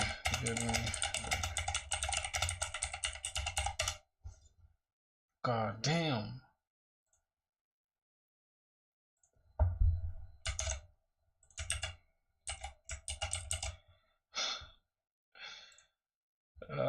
Jesus Christ. Let's first check Docker PS down.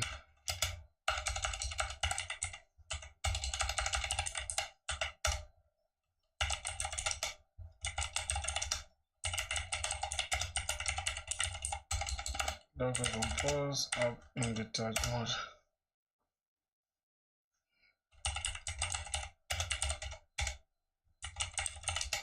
No container running, bro.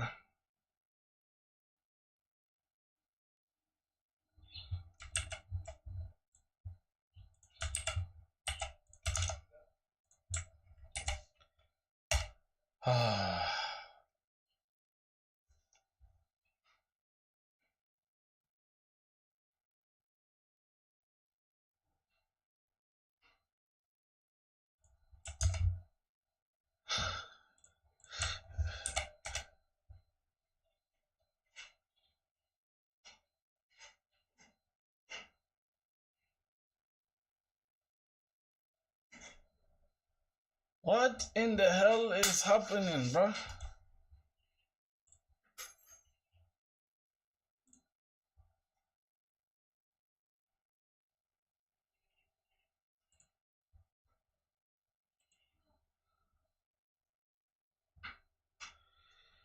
Let us remove these volumes.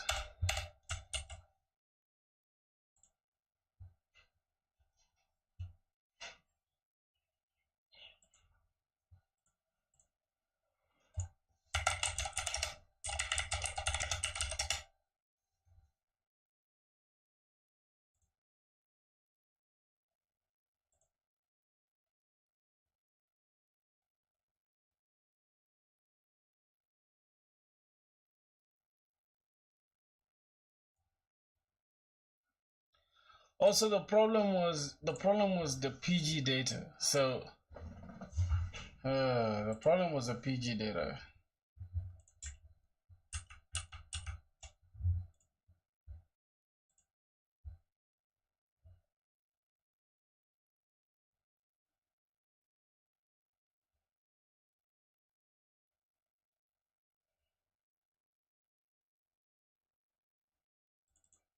Postgres data / filthy chat. Let's have it like that. Then we can go here. Docker appears and pause up in detach mode.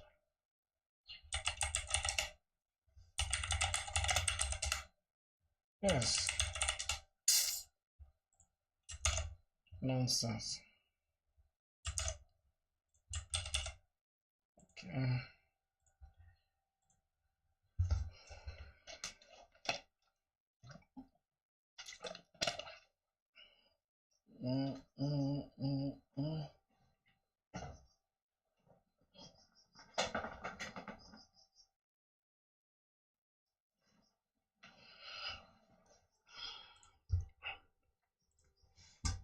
Okay. So now users registered successfully.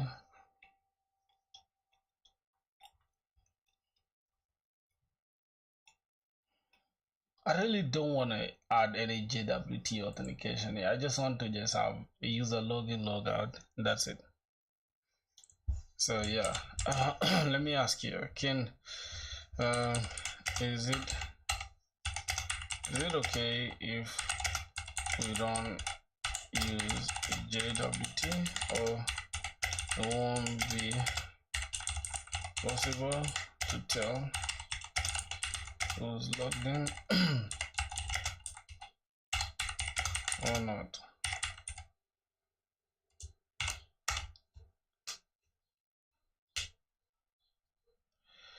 You need JWT or some auth mechanism. Without JWT, can identify who sent each message. Any user can impersonate another user. No way to protect the endpoints. WebSocket can't authenticate connections.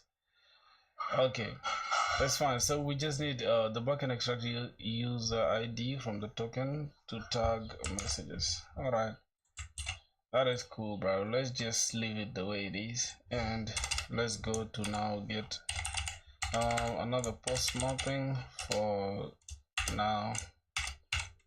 Let's go to login.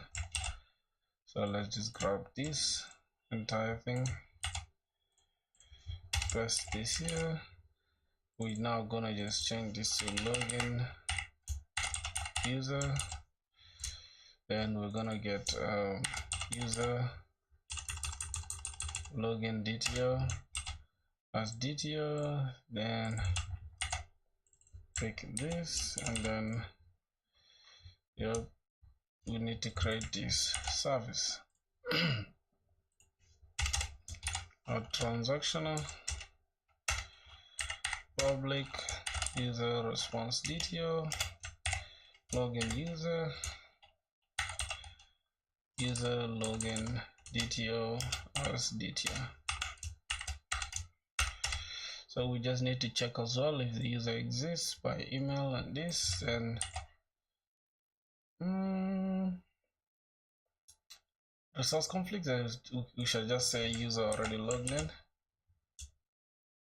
So if user exists by email, so we can choose email,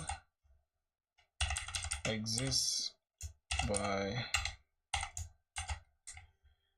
email. Yeah, I think we need the ID as well, if I'm not mistaken.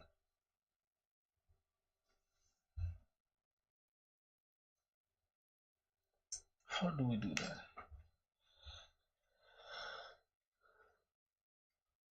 By email or username, and then here email already exists. No, we are looking for if user.email then dto.email. I think ID is okay. By ID, and we just say pass in this ID dto dot user ID.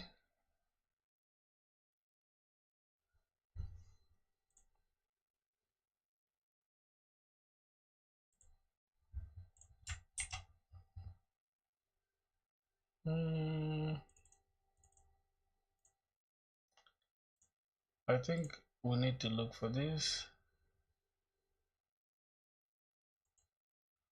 within the DTO.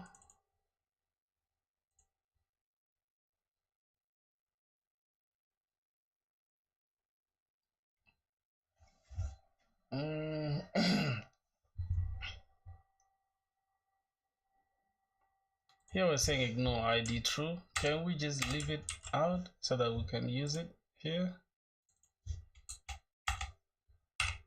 Dot ID.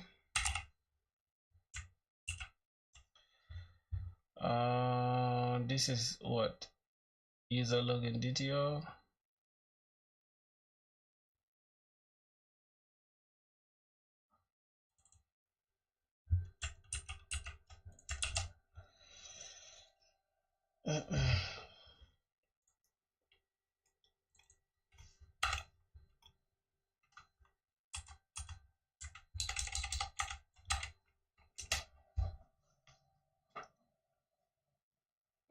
So we need a boolean to check for user is equals to user repository dot find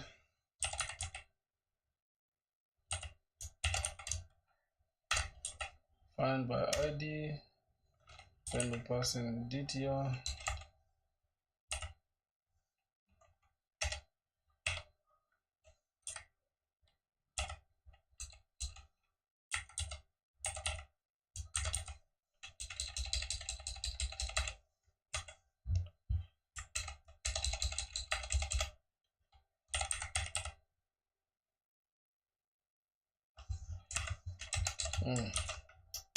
Let's just leave it the way it is right now.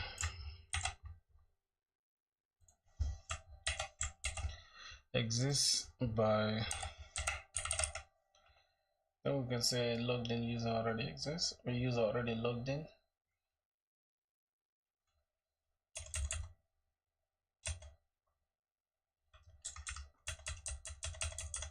Exists email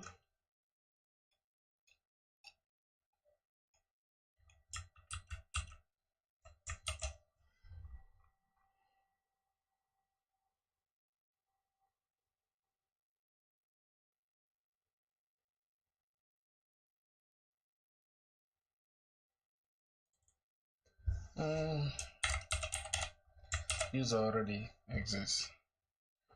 Here we're just gonna check, say user already exists if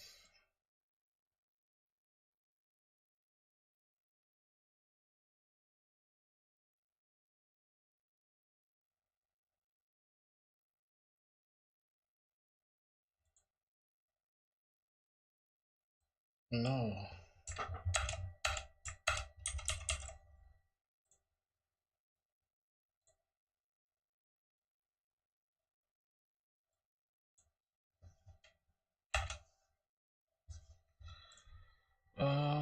Let's look at the user repository, string and username. So let's go back here.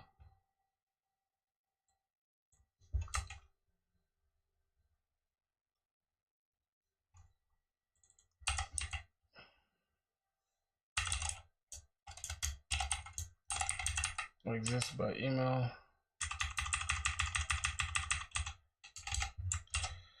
Can say email already exists.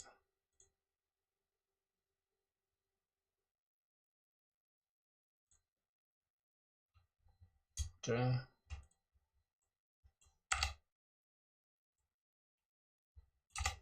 In fact, how does it be? Don't worry.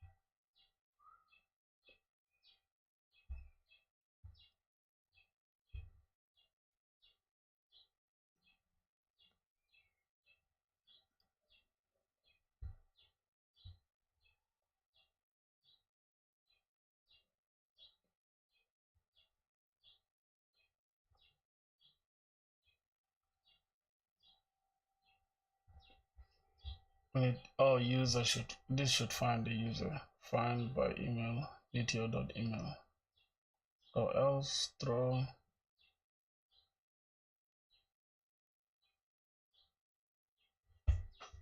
resource not found, invalid email or password, and then if password doesn't match the password given, the user password, throw resource not found, and then we just return the mapper, optional, find by email. Okay. Yep. Okay. So we need an optional field that is going to check user is equal to user repository dot find by email and vidIQ.email, or else throw. Let's go ahead and turn this into an optional. Create this. Going to create this optional.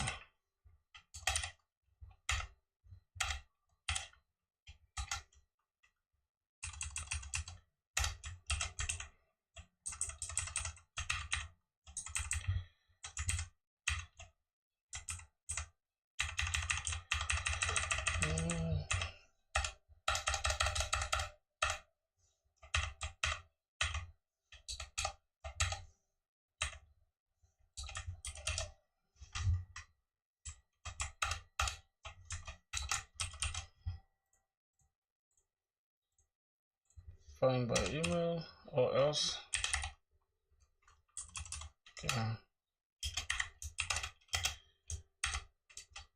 throw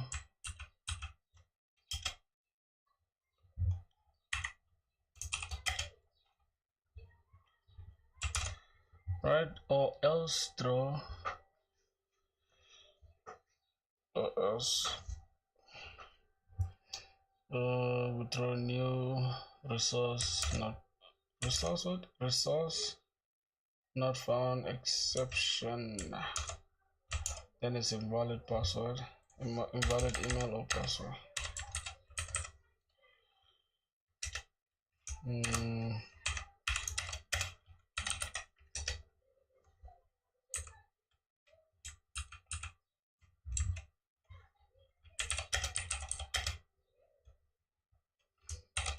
Resource not found exception.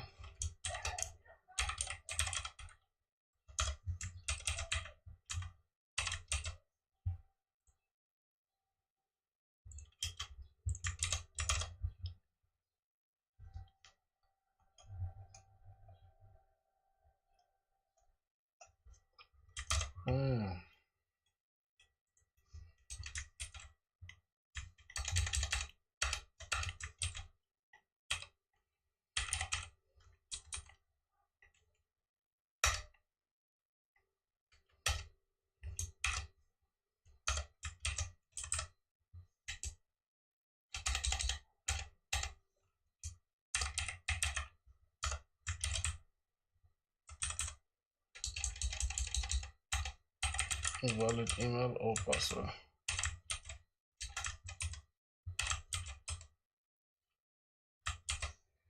Okay, and then if the user is there, we just need to now check for the for the password encoder if it matches, or else we'll return user.response DTO. Okay, if password encoder, we return not found, invalid email or password as well, and then we return this. Okay, if this doesn't match, throw new resource not found, invalid email or password.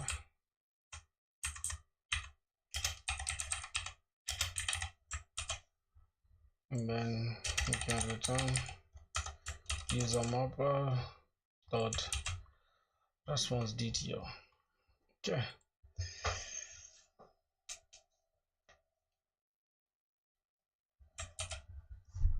Invite out of the be alone. Don't worry about it.